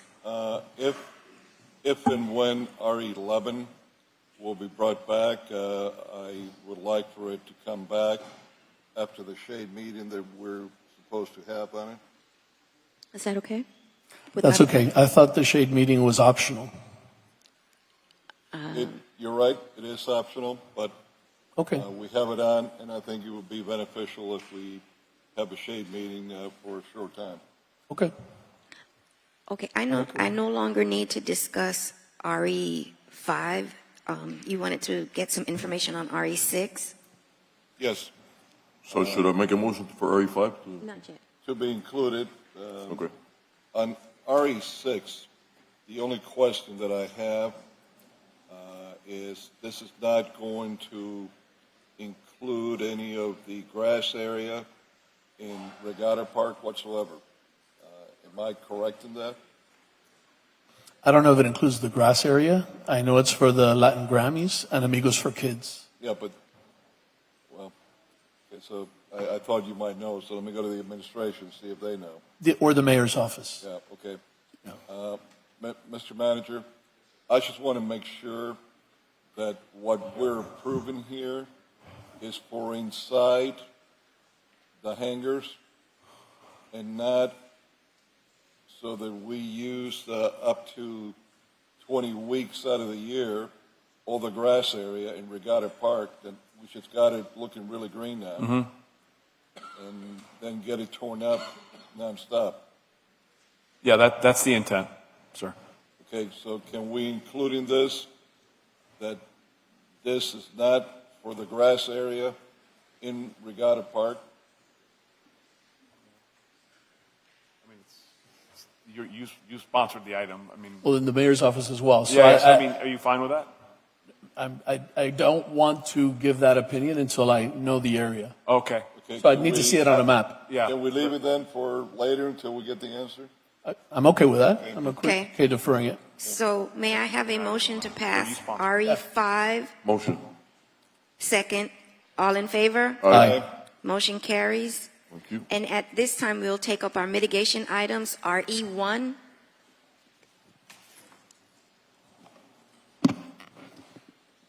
Good morning, Commissioners. Madam Chairwoman, Robert Santos Arbona, Co-Compliance Director. RE1 is a mitigation of a property located at 225 Northwest 16th Street. This is an 8-unit apartment, a multifamily residential. Respondent is 225 Group, LLC. NOV was issued on September 11, 2014 for operating without a certificate of use, adjudicated on June 10, 2015. Violation ran for 3,293 days, accruing a total of $823,250. Since I last met with each of you, I have spoken with counsel for respondent, and the offer has been doubled from the last time. And so respondent is offering $30,000, which is right below 4%. 30,000. It's 3.6% to be exact. Okay. Part of a discussion when I met with each of you was the value of the property, which according to the property appraiser, and it should be as a point of reference for you, is $327,402. Okay. Good morning. Good morning. You want to make your presentation? We're just here to make sure that in support of the staff's recommendation for approval for the amount that we agreed to. Staff hasn't recommended anything. They're just telling me what you have proposed. Yes, ma'am. I'd like to say that this property had gone into a situation with regards to unsafe structures, and as part of the notification, I was told that I would have been notified of the lack of a CU, which is the reason that we're here. It's a paperwork issue. We have since cleared all the violations and gotten our TCU. We're just trying to adjudicate this so that we can just finish clearing up this property. We have spent hundreds of thousands of dollars repairing and bringing this building back up to code, and it's now a very nice building and a contributing member of the community. We provide affordable rents for people to live there, and we're looking for some help in just mitigating this amount that we did not realize that it existed until we went for some financing, and it came up as a cloud on our title. And so we're here to try and resolve this issue. Director? I believe he said they didn't get notice. I believe that's what he said. Good morning, Rachel, on behalf of the Office of the City Attorney. The city's reviewed all of the notices, which is the first thing we do, and notice was sent to all the proper addresses, registered agents, as well as being posted at the property. So notice in terms of the original violation and the hearings, and including the final administrative order, which is sent out, as well as collection notices, which would have gone out every 6 months, go to the addresses as provided by the Miami-Dade property appraiser.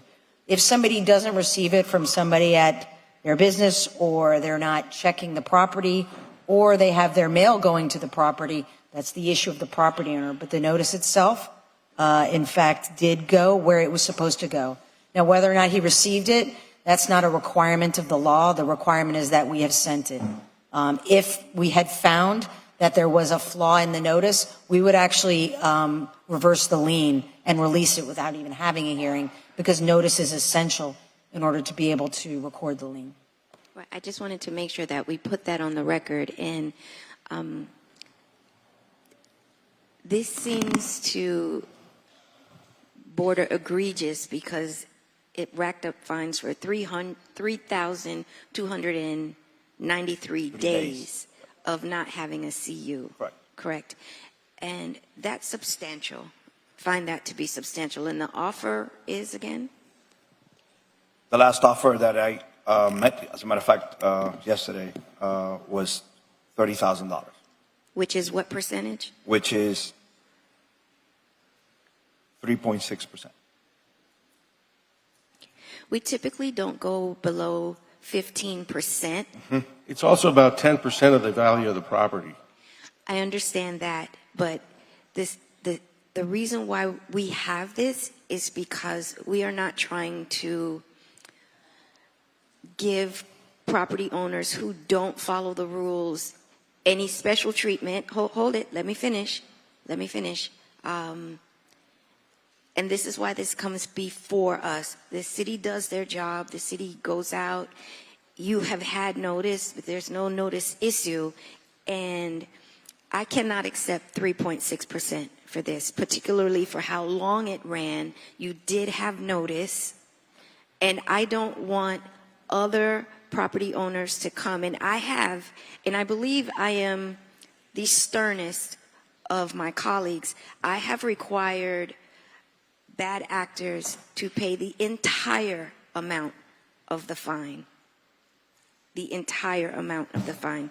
So 3.6%, while I appreciate that you're given, that would be $30,000, your fine is almost $1 million, $823,250. So I would be willing to accept 10%. But I won't go any lower than 10%. And I'm usually at 15%, 20%. Ma'am, I hear your position. I don't disagree with the need to enforce. We worked very hard to get this building back up and get it corrected and get clear all the violations. We now have our 40-year recertification for the next 10 years. When we became aware of it, and I have to say that I have become aware of it, the city has posted the site, but I don't recall ever receiving any notification of the fine. And as soon as I found out, as soon as it came up as an issue, we got it in less than 30 days. We got a TCU, and we did it right away, and it passed with flying colors upon the first inspection, which if you know how that works, doesn't really happen very often. So we actually presented the application, brought all the paperwork in, got the inspections done in less than 30 days. It was not a willful flaunting of the law or a willful intent to do so.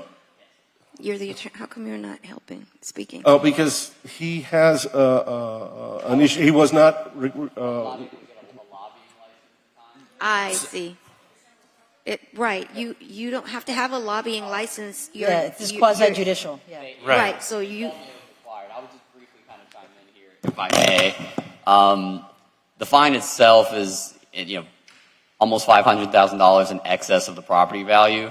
So to account for 10% of the fine would include, over 50% more of the property value, which would be, not necessarily the most equitable solution to, the citizens of the city of Miami. So the offer was 10% of the property value to kind of, account for the fact that the fine itself is, $500,000 in excess of the property value. So recognizing that, it's the commissioner's responsibility to make sure that they're enforcing these kind of actions, we've made an offer for, 10% of the property value to kind of mitigate that and balance the equity of both the excess of the fine and, getting the TCU in time now. I'll do this for you. I'll do this for you because I heard you say that you are trying to offer affordable housing. Is that correct? That is correct. Okay, so how about I defer this to the next meeting so that my staff could take a look at what it is that you propose for this property, and we'll come back to this because I'm standing firm with 10%. Is there any way we could come to an agreement that would be more equitable? Well, because $80,000 is a pile of money. Sir, I just gave you a win. I said I will take a look at it. I'll have my staff take a look at it. If you are, in fact, offering affordable housing, then I would be willing. Go ahead. Is it not affordable housing? It is below the market area for the So it's area. not affordable housing. It's not designated as affordable I housing, understand. although we do have some program people in the building, and You see, and we sir, work with them. What I'm trying to do is offer you a lifeline if you are providing affordable housing. But what you're saying to me now is that you're not, and therefore you're going to be making money on this property. So the fact that what you think it's valued at now, and you're trying to offer me 10% of the value now, the property is going to generate substantial income.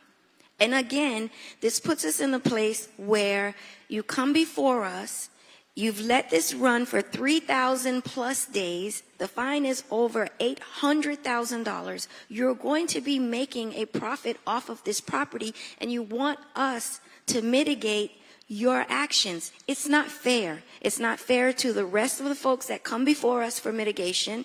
It's not fair to the staff who has to do the work. And this is precisely why we have these mitigations. You can take my offer and I'll defer this and we can talk about what it is that the property is proposed for. And if you are in fact offering affordable housing, I will be willing to work with you. If not, it stands at 10%. Your choice. Give me 1 second here to confer with my client.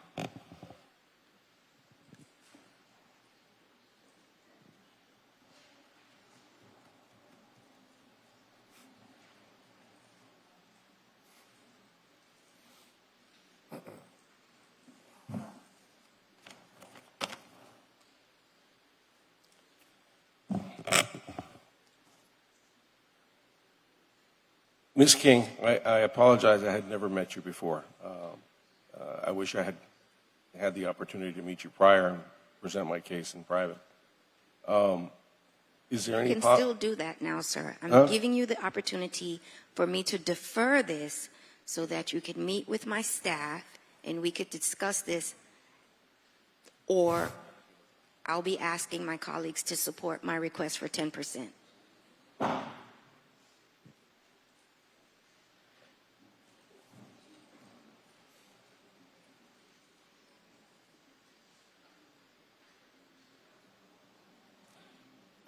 What would can we prove that it's less than the market? Is that what we're looking at doing? This is the last time I'm going to say this, I'm sir. sorry. I'm giving you the opportunity for me to defer this matter till our next commission meeting so that we can discuss all of this. Listen, take the deferment. Take the deferment. We'll take the deferment. Thank you. Upon advice of counsel, we'll take the deferment to the next commission meeting. That is a date certain. It is a date certain. Very good. Then we'll be back for that. Thank you October very 10th. much. October 10th. So I would like to October defer 10th. this to the October 10th meeting. Motion. Thank you very much. Thank you, sir. I look forward to working with your staff. Thank you. Is there a second to Commissioner Gabella's motion? I have a motion and a second. All in favor? Aye. One abstention.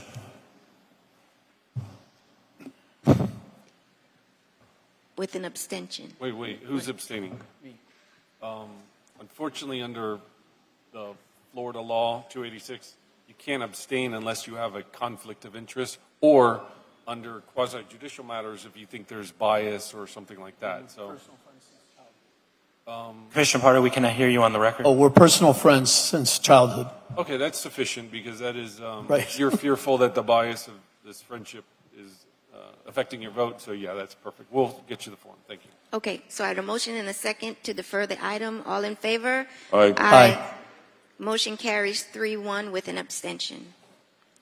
RE2, Okay, council is here. Good morning, Chairwoman, Commissioners. RE2 is a mitigation of a property located at 460 Northeast 28th Street. The respondent is Miami Blue Investments, LLC. NOV was issued on March 16, 2021 for failure to obtain CU, BTR, and failure to obtain warrant. Adjudicated on March 9, 2022, violation ran for 729 days, accruing a total of $364,500, and the offer from the respondent is $36,450, which is 10%. Commissioner Pardo, I believe this is your district. Yes. And good morning, Rachel, on behalf of the City Attorney's Office. Just to let you know, the current owner was not the violating property owner. Right. That's all I'm adding. Ma'am? Good morning, Madam Chairwoman and members of the Commission. Miriam Soler Ramos with offices at 701 Brickell Avenue, representing Miami Blue Investments, LLC. Commissioner, we met with your office and explained the circumstances. This is a new property owner who's working with the tenant. Essentially, it arises from the fact that it's a little market. They want to be able to put some chairs out. They put them out. They get violated. They come back. So they're in this circle. They're trying to get a warrant to put some chairs outside and some chairs inside. But for the moment, they understand that they need to comply. They are currently in compliance, and we're asking for a reduction to 10%. Yeah. And I thought that was fair based on our conversations. Do I have a motion? I'll make a motion. I'll second. All in favor? Aye. Aye. Aye. Thank you. As amended? As amended. Thank you. Mr. City Attorney, would you please read the titles of SR1 and SR2 for the record? I'm sorry, I see one of my colleagues would like to say something, On Commissioner. RE6, could we bring that back? I was able to see a map and it won't impact any grass or anything else. Absolutely. If we could vote on that with the map that you and I both were given as an attachment, and that will include no grass area of Regatta Park use. I'm fine with that. Okay. Correct, Commissioner, and it's been submitted to the clerk for the record. Yeah. I will make the motion. So I have a motion for RE6 Second. as amended. All in favor? Aye. Aye. Motion carries. Mr. City Attorney? Thank you, Madam Chair. SR1, an ordinance of the Miami City Commission amending Chapter 2, Article 10, Section 2-825 of the Code of the City of Miami, Florida, as amended, titled Administration, Code Enforcement, Rights of Violators, Payment of Fine, Right to Appeal, Failure to Pay and Correct, to increase the time to appeal an issued infraction from 10 days to 30 days, containing a severability clause and providing for an immediate effective date. SR2, an ordinance of the Miami City Commission amending Chapter 10, Article 6 of the Code of the City of Miami, Florida, as amended, titled Buildings, Unsafe Structures, to remove for a further amnesty for single-family homes as well as new property purchasers subject to unsafe structure panel orders requiring demolition that were issued prior to purchase, containing a severability clause and providing for an immediate effective date. And I believe there's an amendment to SR2. Yes. Would you like me to read the language that's being changed out? Please. Okay, that'll be in Chapter 10, Building, Section 10-101, parentheses M, parentheses 3, parentheses A. The new language will be, it'll read, any single-family residence or duplex properties currently in default of an order of the unsafe structure panel that was issued prior to April 15, 2022, and who has not already sought and obtained, and this is new language, an extension of time or breach hearing, or any new purchaser who has not already sought and obtained an extension of time or breach hearing on a prior order, then may request a one-time post-hearing extension or time or breach hearing before the unsafe structure panel if the following conditions are met. Then it lists conditions. Can you hold off for a minute, George? This all has to do with residential, right? Yes, it's single-family residence or duplex properties that it applies to. All right. I'm sorry. Can I? Hold on. Let me clarify that answer with the building department.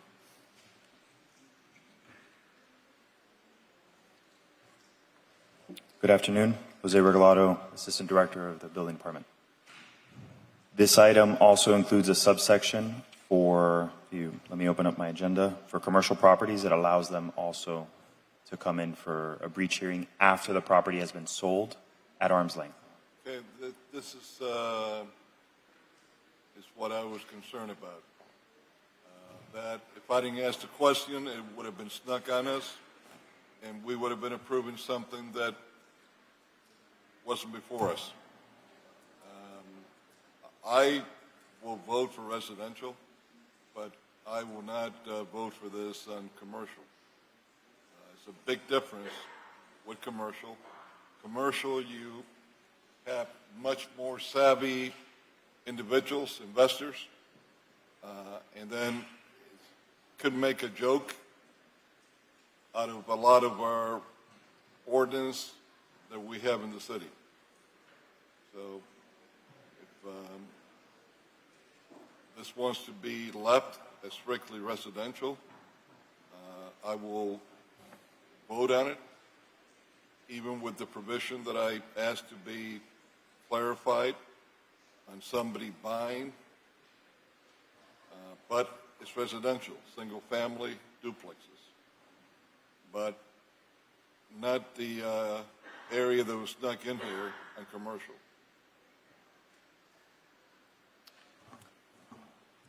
Commissioner Pardo.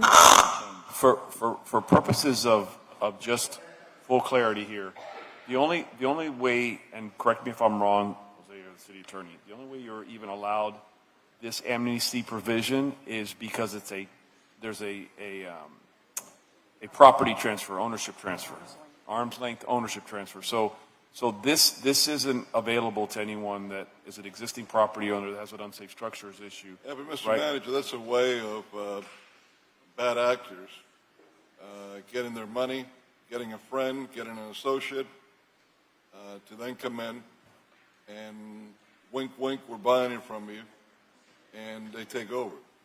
So if that provision is going to be in there, I'll be happy to listen to any other suggestions the administration has. I'll ask for a deferment then, if you want that time to sit with me and go over it. But again, it's one thing when you're talking about residential. I know he's just saying it's hard to. People that are buying single-family homes, duplexes, don't have that experience or not that savvy as investors in commercial properties. Commissioner Pardo? I was just wondering if you could share, just for my own knowledge, kind of the examples you're seeing that brought this forward for us to look at today, because I don't share the same view about commercial properties. There are a lot of small shops and a lot of situations and a lot of commercial properties that are different, and I don't know how many bad actors are playing in that space, but I'd like your perception as to what you see and what you're dealing with and why it's here before us. Absolutely. There's been instances throughout the process, and a lot of times that they will even reach out to the elected officials that they just purchased a new property. However, there's a pending demolition order or a pending item that has already gone past the breach time.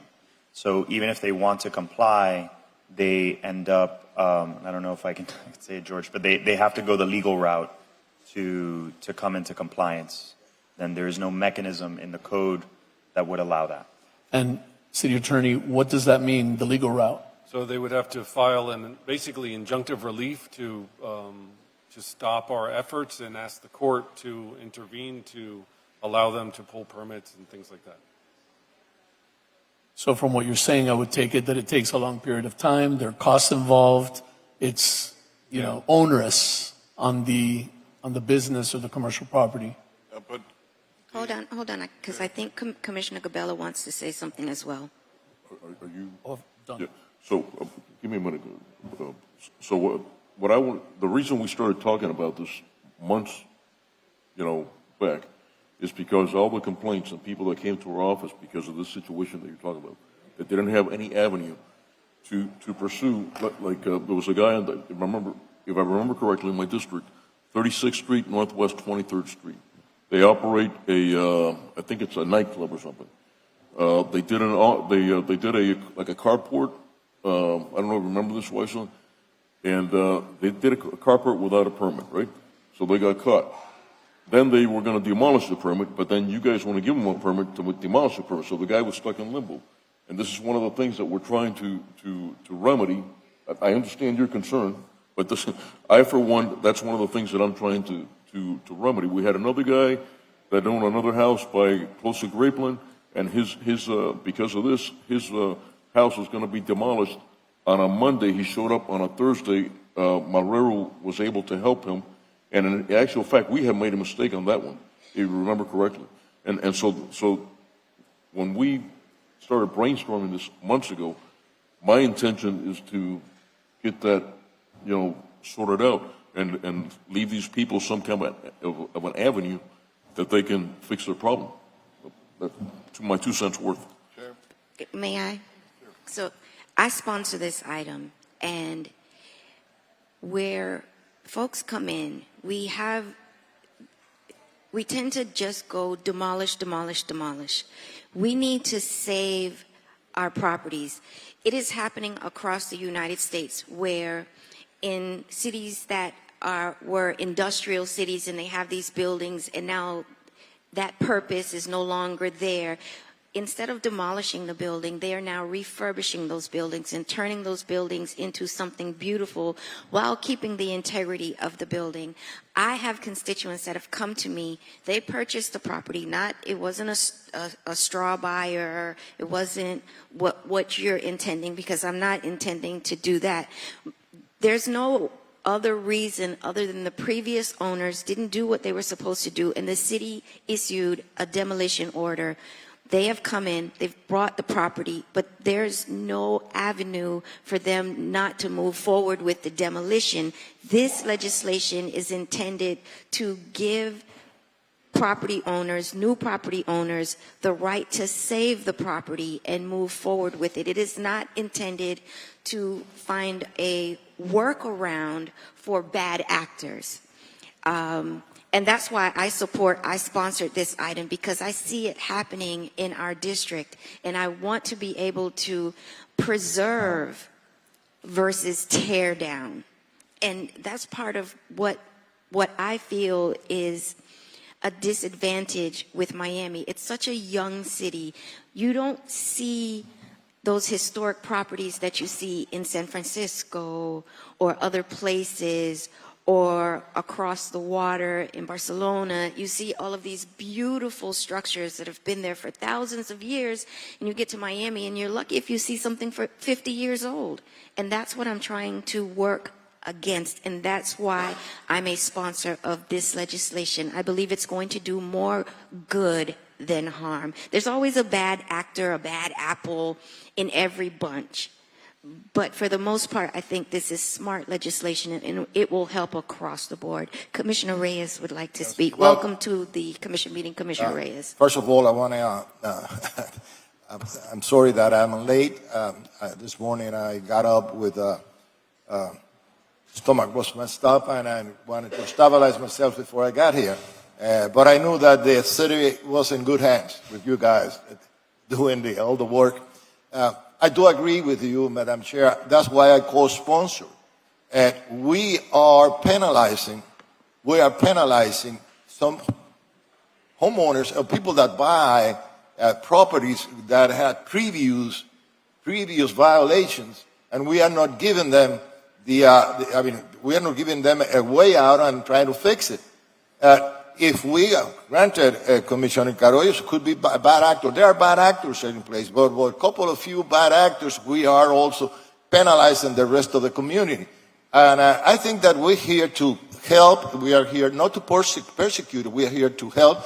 Try for the residents of the city of Miami, try to provide them an avenue for correcting a wrong that was done most of the times by the previous owner.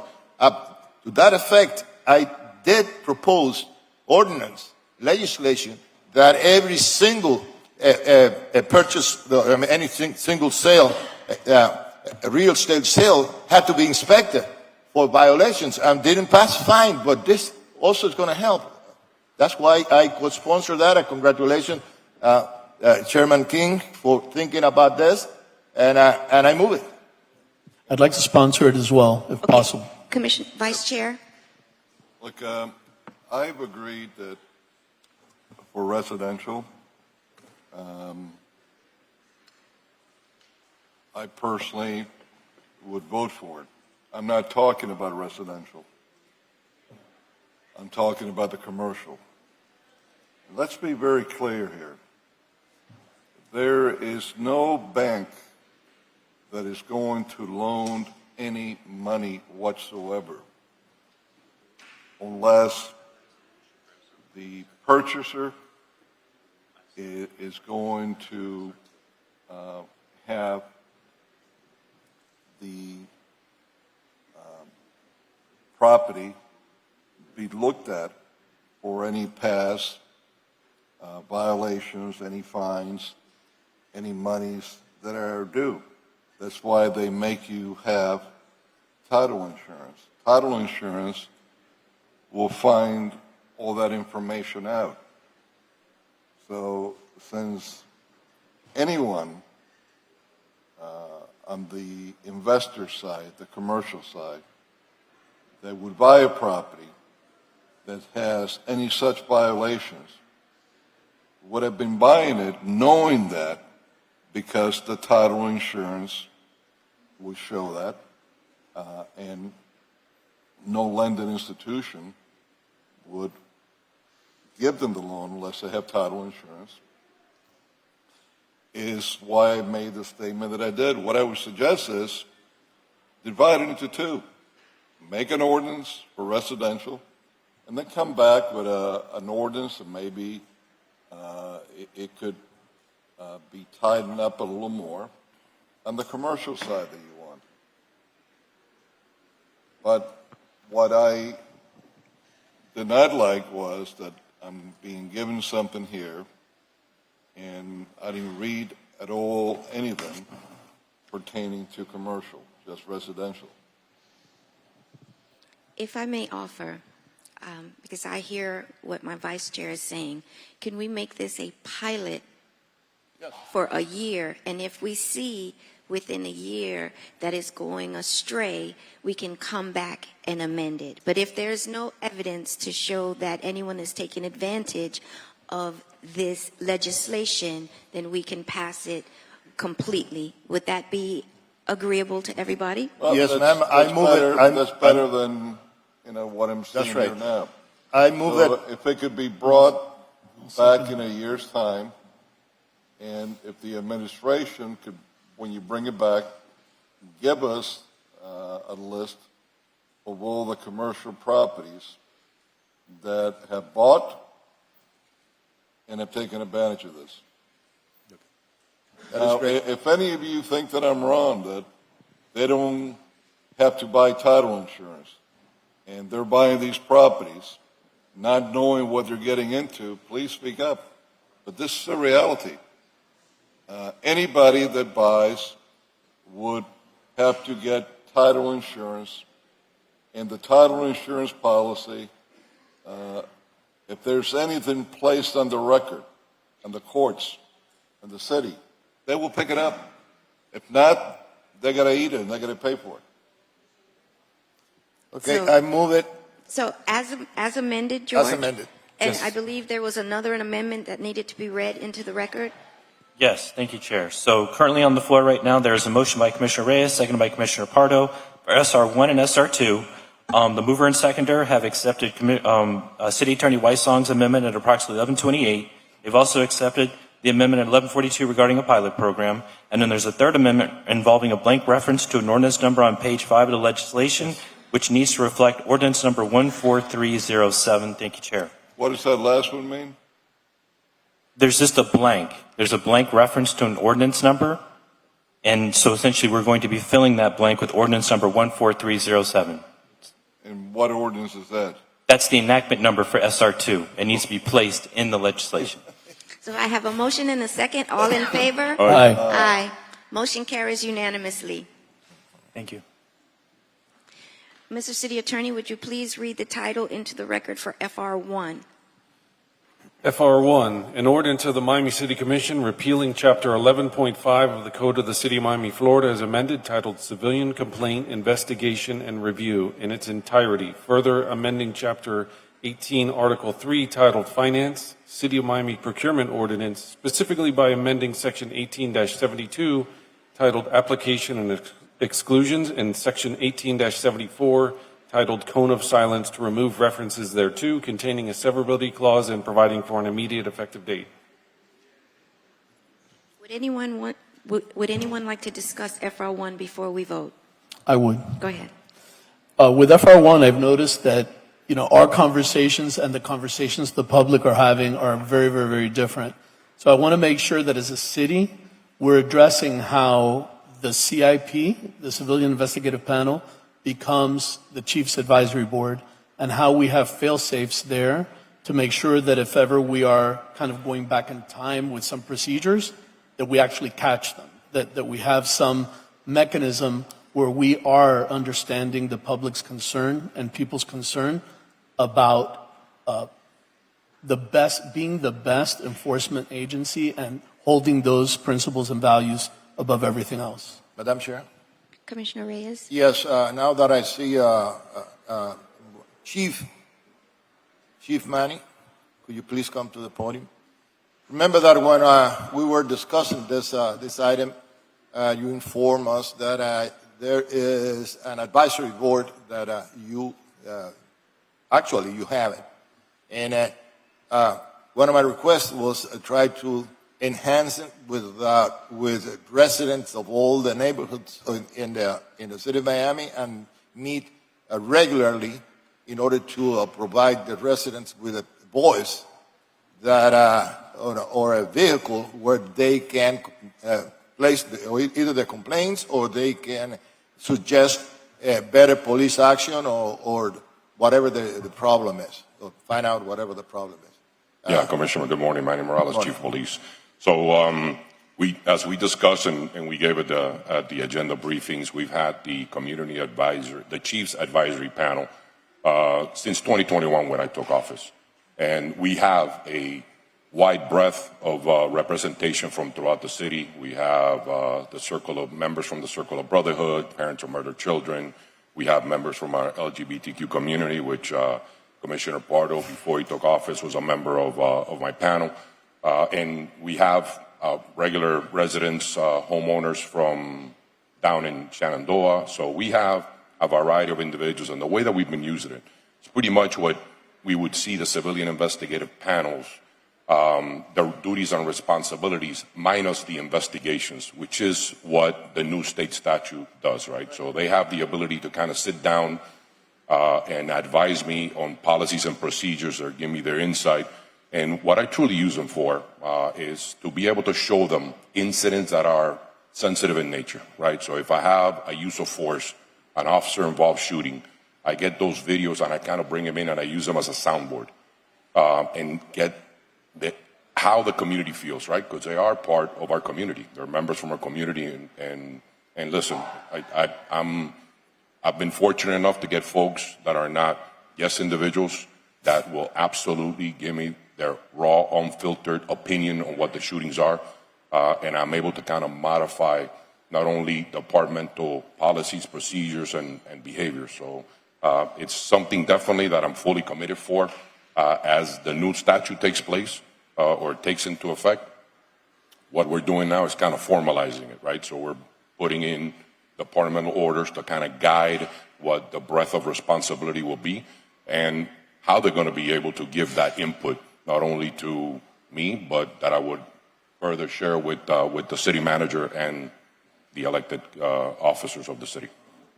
Commissioner Pardo? I just wanted to commend you because I did serve on that board, and the activists there or the advocates are all very vocal. They're all very, and you respected that all the time. And you, as you just said, you would show the cases that could be conflictive, could have other issues around them. So I think you were already doing that before we got to this point. I just think at this point as a city, we need to do a good job of communicating that to the public so they realize the work that we've already been doing and make sure we have a fail-safe mechanism so that if you leave the office and someone else comes in, what is there, to make sure that we are responding to residents and that they understand that we're on it, we're on top of it. Absolutely. It'll serve as a safety net, and what we'll do is at the end of the year, as we do with many of our other units, we'll put a report together of what cases were reviewed, what actions, what recommendations they kind of put forward to the administration. So we'll make sure it doesn't fall through the gaps, Commissioner. I agree. Thank you, Chief. What I don't want to see ever is that voices are silenced in our community, particularly with our police. While you do an amazing job, I think our officers do an amazing job, there still is a place for our citizens to have a voice. The incident that happened a couple of weeks ago at the Dolphin Stadium, and that, went viral because everybody has a phone with a camera, and it would be a shame if we weren't able to voice our concerns for the conduct. And the state has really tied our hands with our civilian independent panel. It is no doing of any of us on this commission. We supported CIP. I supported CIP, and they did valuable work, but the state has made legislation so that that is not possible for us to continue in the form that it was. But I'm glad that you continue yours. You're very accountable to the community. You listen to the community, and the community will continue to have a voice. So I support this item. I have a motion. Second. A second. All in favor? Aye. Passes unanimously. Now, Mr. City Attorney, would you please read into the record the title of the remaining PZ items? And if we can get that done, we will be finished with the commission meeting. Except for one RE item. I left out an RE item? Yeah, the settlement after the shade meeting. Oh, but that's after the shade meeting. Okay, so go ahead, PZs. Thank you, Madam Chair. PZ1, a resolution of the, oh, I'm sorry. Begin on PZ7, I believe. Yes, PZ7. PZ 1, 2, and 3 are indefinitely deferred. PZ 4, 5, and 6 have been withdrawn. That's right. Sorry about that.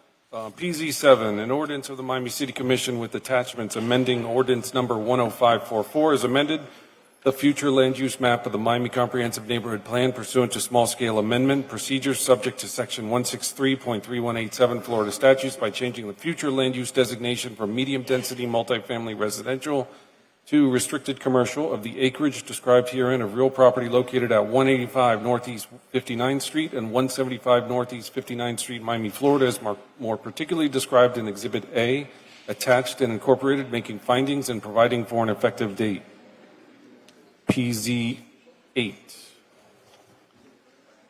PZ8, an ordinance of the Miami City Commission with attachments amending the zoning atlas of ordinance number 13114, the zoning ordinance of the City of Miami, Florida, is amended by changing the zoning classification from T5R, Urban Center Transit Zone Restricted, to T50, Urban Center Transit Zone Open of the property generally located at 185 Northeast 59th Street and 175 Northeast 59th Street, Miami, Florida, more particularly described in Exhibit A, attached and incorporated, accepting the voluntary proffered declaration of restrictive covenant attached and incorporated as Exhibit A, making findings, containing a severability, and providing for an effective date.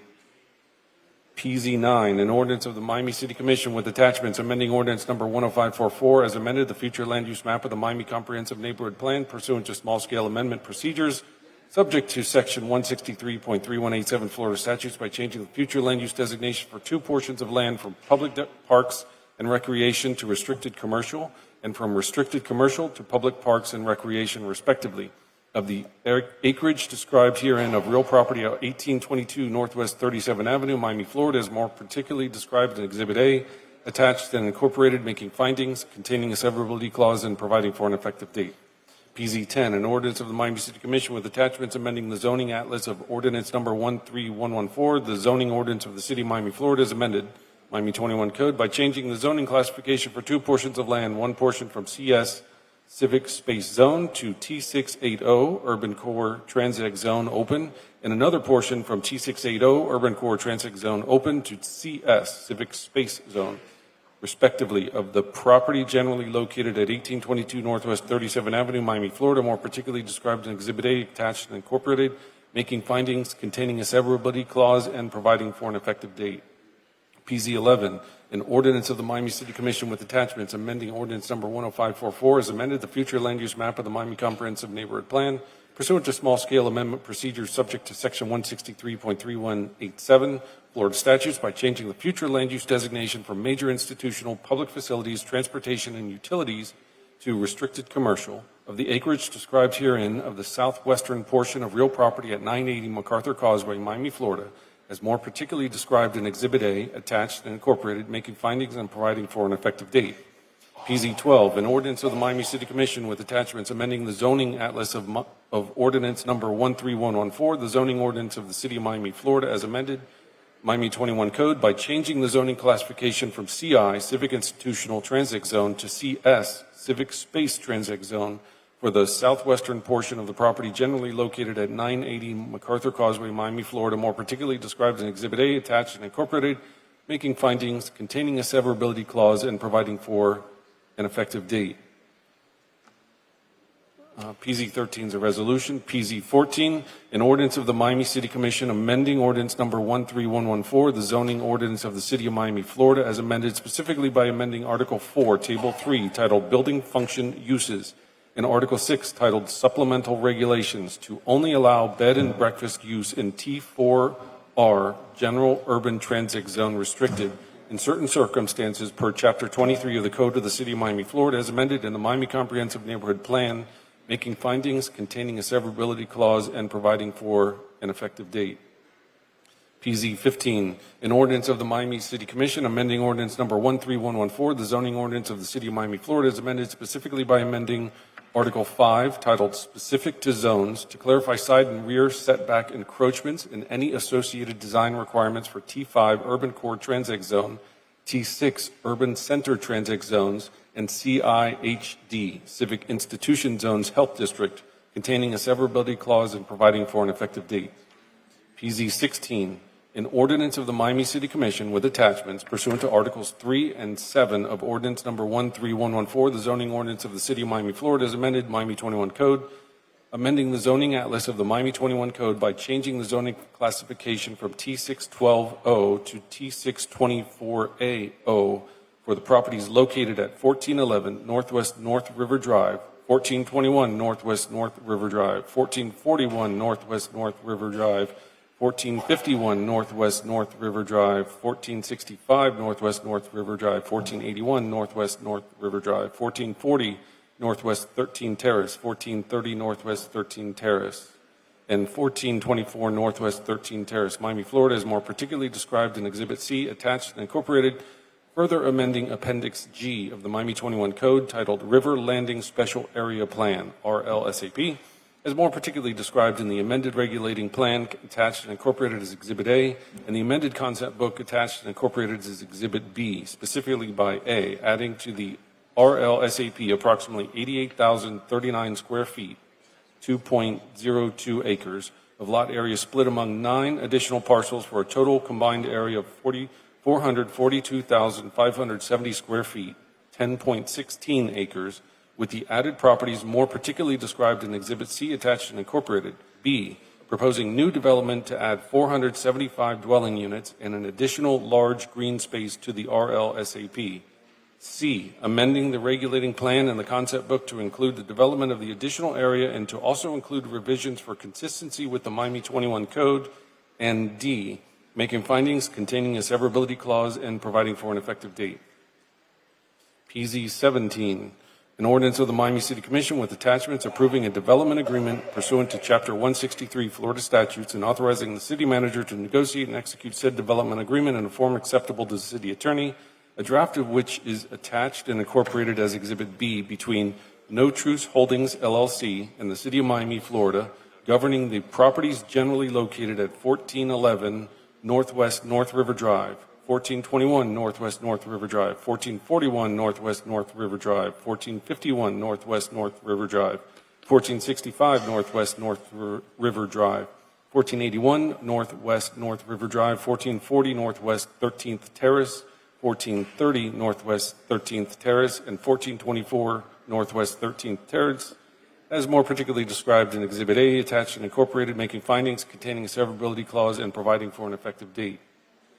PZ 18, an ordinance of the Miami City Commission with attachments amending ordinance number 10544 as amended, the future land use map of the Miami Comprehensive Neighborhood Plan pursuant to small-scale amendment procedure subject to Section 163.3187 Florida statutes by changing the future land use designation from medium-density restricted commercial, western portion, and public parks and recreation to restricted commercial of the acreage described herein of real property located at 8032 Northeast 2 Avenue, Miami, Florida, as more particularly described in the attached and incorporated Exhibit A, making findings containing a severability clause and providing for an effective date.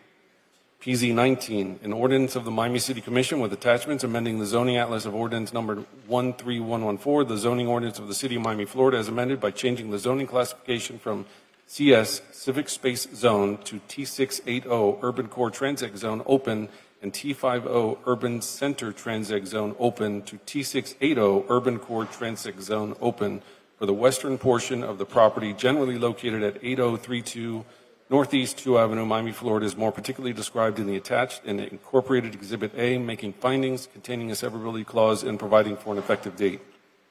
And last but not least, PZ 20, an ordinance of the Miami City Commission amending ordinance number 13114, the zoning ordinance of the City of Miami, Florida, is amended by amending Article 1, titled Definitions, to introduce a definition for game courts by amending Article 5, titled Specific to Zones, to allow additional fence and wall height necessary to enclose outdoor leisure activities, and by amending Article 6, titled Supplemental Regulations, to amend the maximum height for walls and fences relating to infrastructure and utilities uses, making findings containing a severability clause and providing for an immediate effective date. That's it, Madam Chair. Thank you. I'm going to ask my colleagues now if there are any of the PZ items 1 through 20 that you would like to pull for discussion. Chair, that would be PZ 7 through PZ 20. I'm sorry, 7 through 20. What did I say, Todd? PZ 1. I was thinking 7 through 20. Yeah, I'd like to pull PZ 9 and 10. 9 and 10? 9 and 10. Anyone else? Would you like to pull?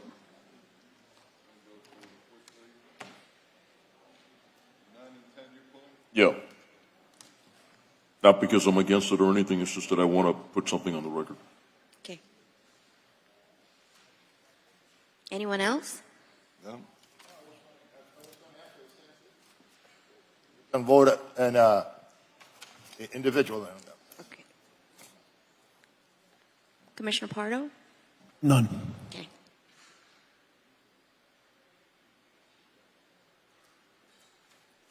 No, I don't see anything. Okay. Well, let's rock and roll. May I have a motion to pass Move. PZ 7, Second. 8, 11, 12, 13, 14, 15, 16, 17, 18, 19, and 20. I have a motion and a second. All in favor? Aye. Motion carries unanimously. And now, if we may discuss PZ 9. Yep. So, where is Art, the city manager? So I want to put on the record and be very clear and ask a question and put it on the record. Because yesterday in Spanish radio in the morning, I was attacked and it was said that I didn't care about my area because there had been something with one of the properties in what will be the Freedom Park that the FAA had denied a permit. This is in the morning that somebody, a friend of mine, texted me, the audio, and my name was mentioned, and I wasn't even called, to say my side of the story. I didn't even know what they were talking about. And I think you came into my office yesterday, Art. We're talking about the incident where I asked you, what's going on here, because there was a comment made in Spanish radio, and you know who I'm talking about, that the commissioner of the area, me, either didn't care or didn't know that they inferred it about a zoning. Not about a zoning, about an FAA plans that were denied on one of the buildings that is going to be the CRA. Can you put on the record, as you specified to me yesterday, that is not so, that is not correct? And for the record, by the way, the Freedom Park vote, which I am for, and I would have voted for it had I been here, I did not vote on that. This was done many years ago by my predecessors, whoever was here. Let me put that on the record, number one, because it seems to me that every time this gentleman, I go a different route in my voting, they start making up stuff, and I want to clear the air, and so you can put it on the record, Art, that in actual fact, okay, what they said yesterday was incorrect. That in actual fact, no FAA permit has been denied for the CRE building that will be put there in the future. Please. Yeah. So in reference to the city administration building, there was a reference made to a requirement that the building be moved or relocated to 42nd to Lejeune. So the proposed city administration building has always been located on 37th Avenue. It has never been planned to move to the other side of the site. The only planned move for us now is just slightly north. It's just a small little relocation of the building, but it's always been on 37th Avenue, and FAA has never rejected any of the permits. The only thing we are still pending, they are still reviewing it, obviously, because there are height restrictions as it relates to the proximity to the airport. But the building is and has always been in the location it's in now, proposed on 37th Avenue. So it's Madam Chair. Can I add just one more thing? Commissioner Wright, just give me 1 minute. I'm sorry. And for the future, I am sure that if there is a change, you will notify me, as I am the district commissioner of D1. Absolutely. I have no doubt of this. That's why I was curious yesterday when they attacked me on Spanish radio. I didn't know what they were talking about, and I would caution the gentleman to do his homework, before he goes on the air and talks, such things, and also give the other person a chance, to know what he's talking about, because nobody called me, nobody said to me, hey, you want to talk about this, didn't know what they were even talking about, and I believe you were on that Spanish radio station yesterday. Yes, that's what I want to Commissioner clarify. Reyes, and you even said to me, that guy, he likes making trouble all the time. That's what you said to me yesterday. So I just want to put it on the record, I didn't because say that. they got me Listen. targeted, they have me targeted, and every time I do something that apparently is not according to what they think should happen here, they start with me. Thank you very much. Listen, let me tell you. Commissioner Reyes. Yes, let me clarify what's going on here. You see, according to what I was told in my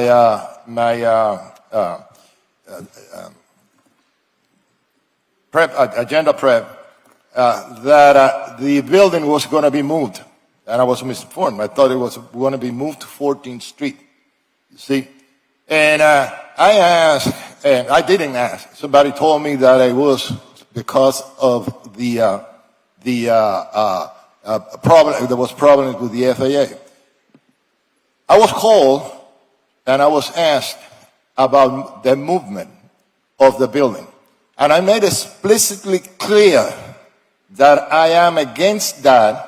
I was against that when it was very first proposed, and I will be against that until the day I die, because I believe that it is not smart to bring more traffic to the area.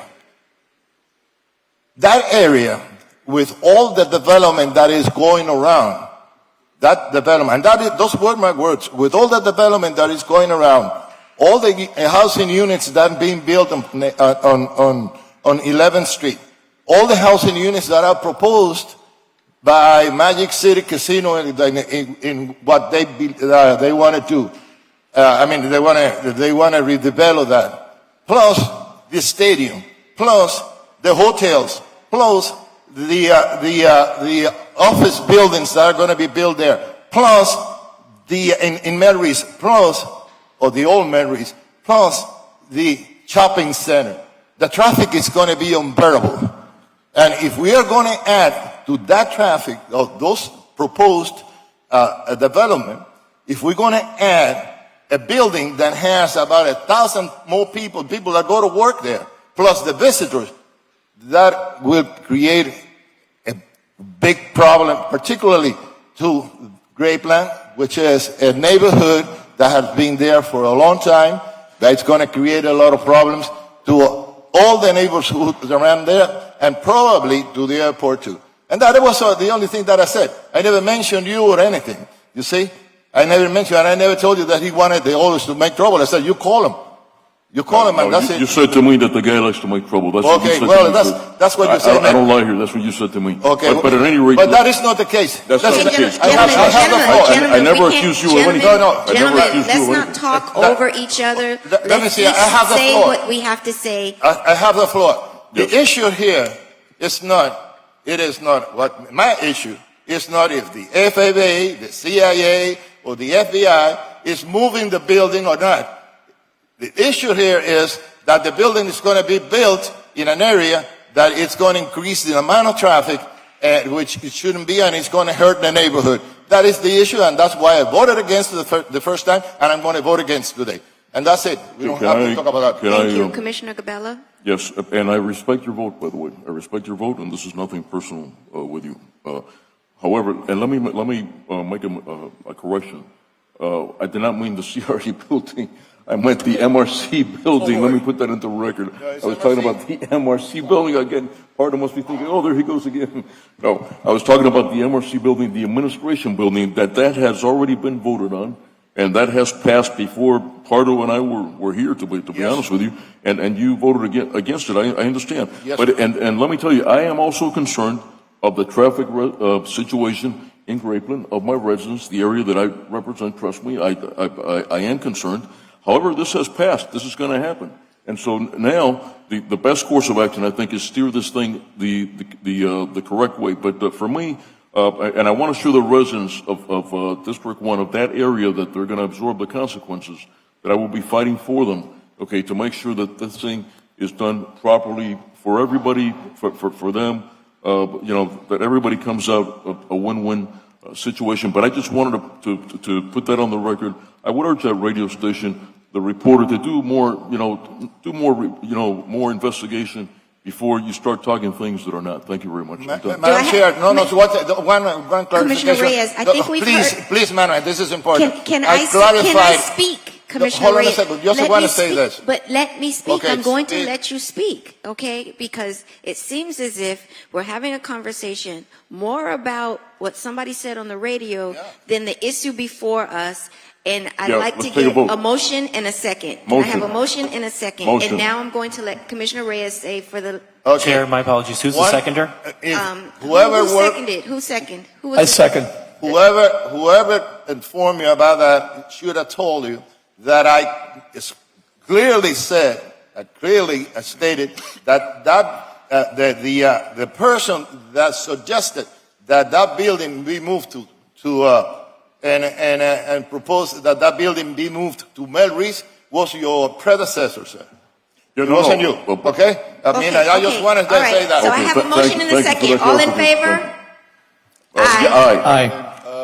No, am I chopped liver? Yes, Well, I asked if you, did you want to make a comment? Well, I just got 3 votes, but I want you to be heard. I wanted to I wouldn't have supported it. put my 2 cents and correct the record. When Commissioner Gavela talks about Spanish radio, let's be specific. You have a lot of Spanish-speaking radio stations in Miami, but there's only one. And in particularly in that station, there's only one program that they think they can manipulate this commission. And this is where they zeroed in this commission. I finally called them Radio Havana. They got upset the other day when I said Radio Hamas, because they do act like terrorists, attacking, and like he said, they don't give you an opportunity to respond. That's why I don't even bother with them, because they know if they have me where I could answer something, they're not going to be happy, and they're not going to be able to spread the lies that they do. So what do? They ask you a question, they don't let you answer, and they ask you another one, and play that game. Now, who is the guy that is constantly texting the main character that has that program and telling him what questions to ask, what to do, and other things? He happens to be the first cousin of the former head of the Cuban Air Force. The individual died when many Cuban generals were mysteriously dying during COVID in Cuba. He was the head of the Cuban Air Force for 13 years and gave the final order to shoot down the 2 brother to the rescue planes. This is the guy that is constantly telling them how to attack, what to say, what to ask. Strangely, when they brought this whole campaign, another one that failed for them, to recall me, I found not that long ago that in the station where the first cousin of the general was working at the time, that had another name, doesn't exist anymore, the recall committee bought $50,000+ worth of advertising. The problem was the recall committee didn't pay for it, like the law says. It was a guy that came on their behalf, that had a private corporation that did business in food, selling food. He was a food broker. And he had been indicted 2 years before or so by the U.S. government for some very naughty things that had to do with Panama and food, and Cuba has about 1,000 plus corporations in Panama. Interesting how those $50,000 plus were paid were by two other companies.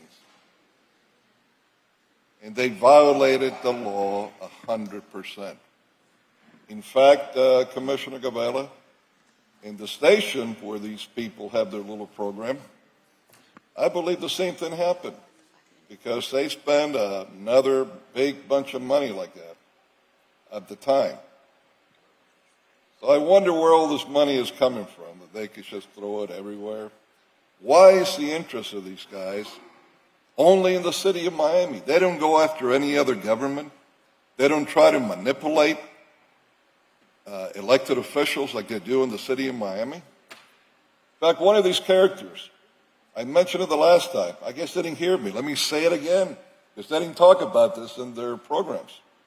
They talk about everything we discussed here, but not this. One of the characters in that program worked in a now extinct cable station called Meta TV. Well, he worked there. The information that I have from people that were there is that he was being paid through a false Social Security number because he didn't have any permits to work here. And these are the pillars of integrity, the anti-corruption characters. The other one, in the near future, I'll have some fun with him. Okay, now, I had a motion and a second. Madam We took Chair, a vote. Madam Chair, before you take that vote, we noticed that there was an issue on the title. We just need to modify it. There's a reference to an Exhibit A. It should be Exhibit B, the Thank covenant. you. So 9 and 10, I have a motion and a second. All in favor as Aye. amended? Aye. Aye. 4-1. Motion carries 4-1. Is that what she says? At this time, I'm going to recess the City of Miami Commission meeting. I'd like to get my colleagues' advice. We have a Southeast Overtown Park West CRA meeting and an Omni CRA meeting to follow, and as well as a Shade meeting. I'd like to take up the Shade meeting at 4 o'clock, and then we come back and address the last item we have, and then go into our budget meeting at 5:05. I do need to take the Midtown CRA when we come back sometime because there's still some final information That's that I'm fine. waiting for. That's fine. Can we do the Southeast Overtown Park West CRA meeting right now? Sure. Okay, and then we will break for lunch until 4 o'clock when we go into our Shade meeting. That'll be fine. Can I ask you a favor? Mm-hmm. Just so I can see how they did it with you and compare how they did it with Midtown? Can I see how they broke down the salaries and then other monies for administrative purposes? Right now, we're still in city commission, so So, the let's. City Commission meeting for September 26, 2024 is now in recess. We will come back at 4 o'clock and go to our Shade room. Mr. City Attorney, do you need to read anything into the record before we recess? I could read it now or when we get back, whichever your preference is. The script for the Shade meeting. Okay, when we come back. All right. So the meeting is now in recess. Thank you. If you can get us just a moment to flip the tape. Yes. We'll come back then for everything? No, we're doing Oh, no. Okay. Do more of it. Do more of it. You're welcome. You're welcome. I'm glad.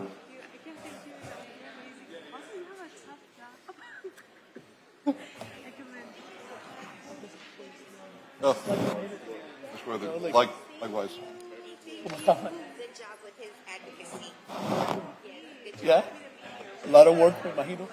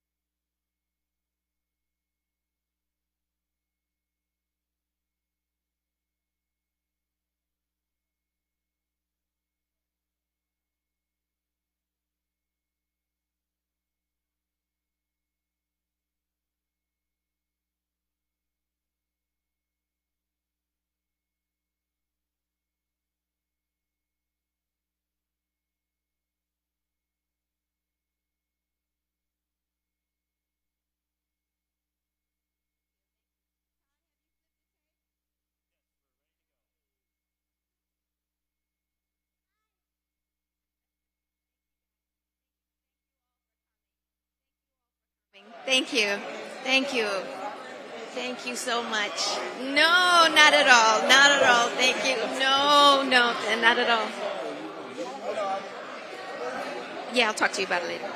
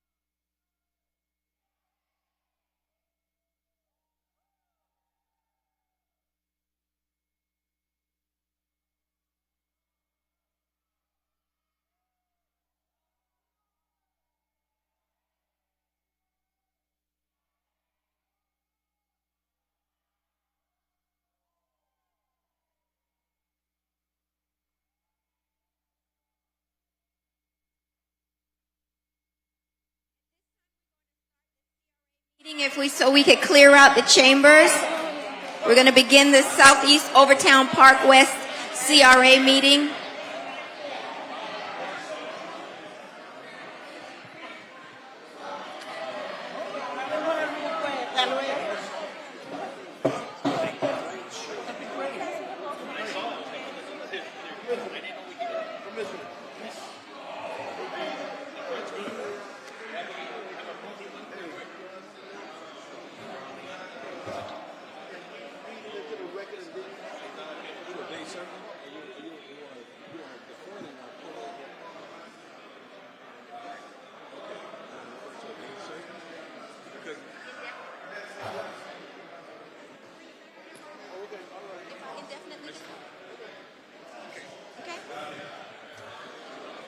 All right, are we ready to start? Welcome to the Southeast Overtown Park West CRA meeting for September 26, 2024. I am your chair, Christine King, Commissioner for District 5. I'm joined with my colleagues, Commissioner Carollo, Commissioner Manolo Reyes, Commissioner Miguel Angel Galbela, and Commissioner Damian Pardo. Our Executive Director will begin the meeting. Mr. James D. McQueen, joined with him is the Deputy Director of the Southeast Overtown Park West CRA. Thank you, guys. Let's get this meeting going. All right. Good afternoon. We're going to read We have 6 items, I think, to be read into the record, and after we hear any public comment. We'd ask that Vince Brown on behalf of the CRA, we'd ask that item 1 be withdrawn. So we need a motion to withdraw item 1. Motion? Second. Second.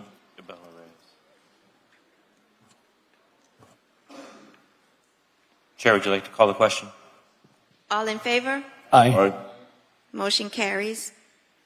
Item 2 is a resolution with attachments authorizing the executive director to execute, change order to the professional service agreement attached to the corporate hearing Exhibit A for architectural services for a 5-story, 24-unit affordable residential development with ground floor commercial space located at 1611 Northwest 3rd Avenue, Miami, Florida, 33136. Further authorizing allocation of funds in the amount not to exceed $224,273. Item number 3 is a resolution authorizing the executive director to execute a sublease agreement substantially in the form as attached to Exhibit B for approximately 603 rentable square feet of office space at Miami Central Station located at 600 Northwest 1st Avenue, Miami, Florida, 33136. Item number 4 is being deferred indefinitely. A motion to defer that item indefinitely. Second.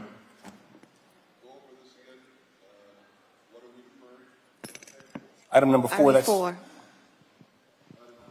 Yes, at my request.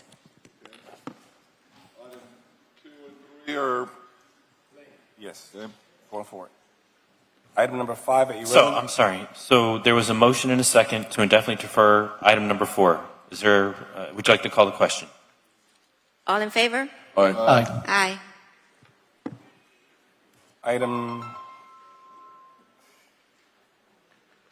Item number 5 is a resolution by 4/5 vote ratifying, approving, confirming the executive director's recommendation and finding competitive negotiation methods and procedures are not practicable or advantageous, waiving the requirements of competitive sealed bidding, and further authorizing and approving a grant request in the amount of $200,000 to support Urgent Inc., which provides training programs, among other things, including health, wellness, enrichment, financial literacy, work readiness, and job skills for youth residents of Overtown. Item number 6 is a resolution by 4/5 vote ratifying, approving, and confirming the executive director's recommendation and finding that competitive negotiation methods and procedures are not practical or advantageous, waiving the requirements of competitive sealed bidding, and further approving a grant in the amount of $22,500 to support costs associated with the 2025 Urban Film Festival held August 29th through August 31st, Miami, Florida.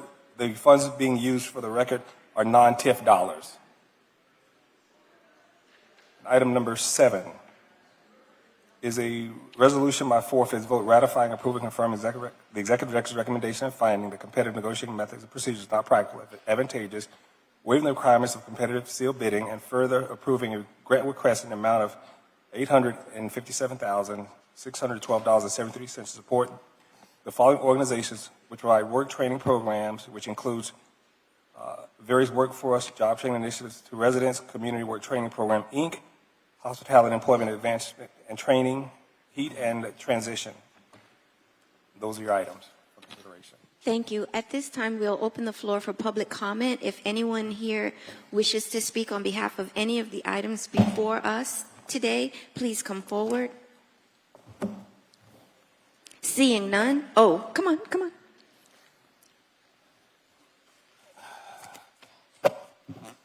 Good afternoon, Celia Nelson with Urgent Inc., address 1000 Northwest 3rd Avenue, 33136. Just want to say thank you to our chair and board. I don't think I've said thank you since COVID, so I'm happy to be back. Just want to share that Urgent Inc.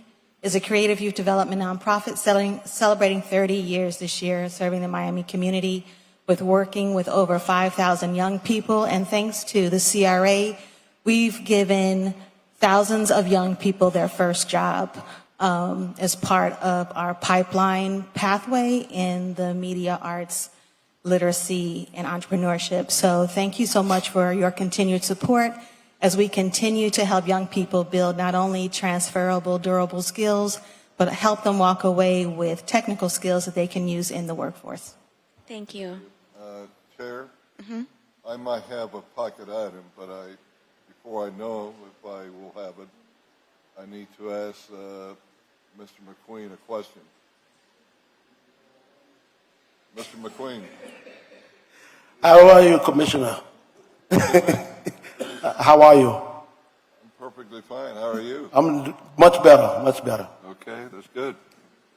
I'm glad to hear that. much better. Are you happy with the salary and benefits that you're receiving? Very happy, sir. I'm glad to hear that. So then, you wouldn't mind signing another 5 or 6 checks a year, right? If I'm allowed to. Okay. For $1 more a year. Say that again? For $1 more a year. Of course. Okay. All right. I'll deal with that since he said he will be glad to. Is that fair? Excuse me? Is that fair? I feel like that was like a little trap. Well, You're going to see how fair it is. Okay, Five, there's- six, 4 I checks, move- that's all I you got move to it. sign. I move it. It is so, All right. so we have a motion for Chair. RE2. Chair, my apologies. First, would you like to close your public hearing? At this time, I thought I did that. At this time, public comment period is now closed, and I will ask for a motion to approve Second. RE2, 3, 5, 6, and 7, with RE 5, 6, and 7 being a 4/5 vote.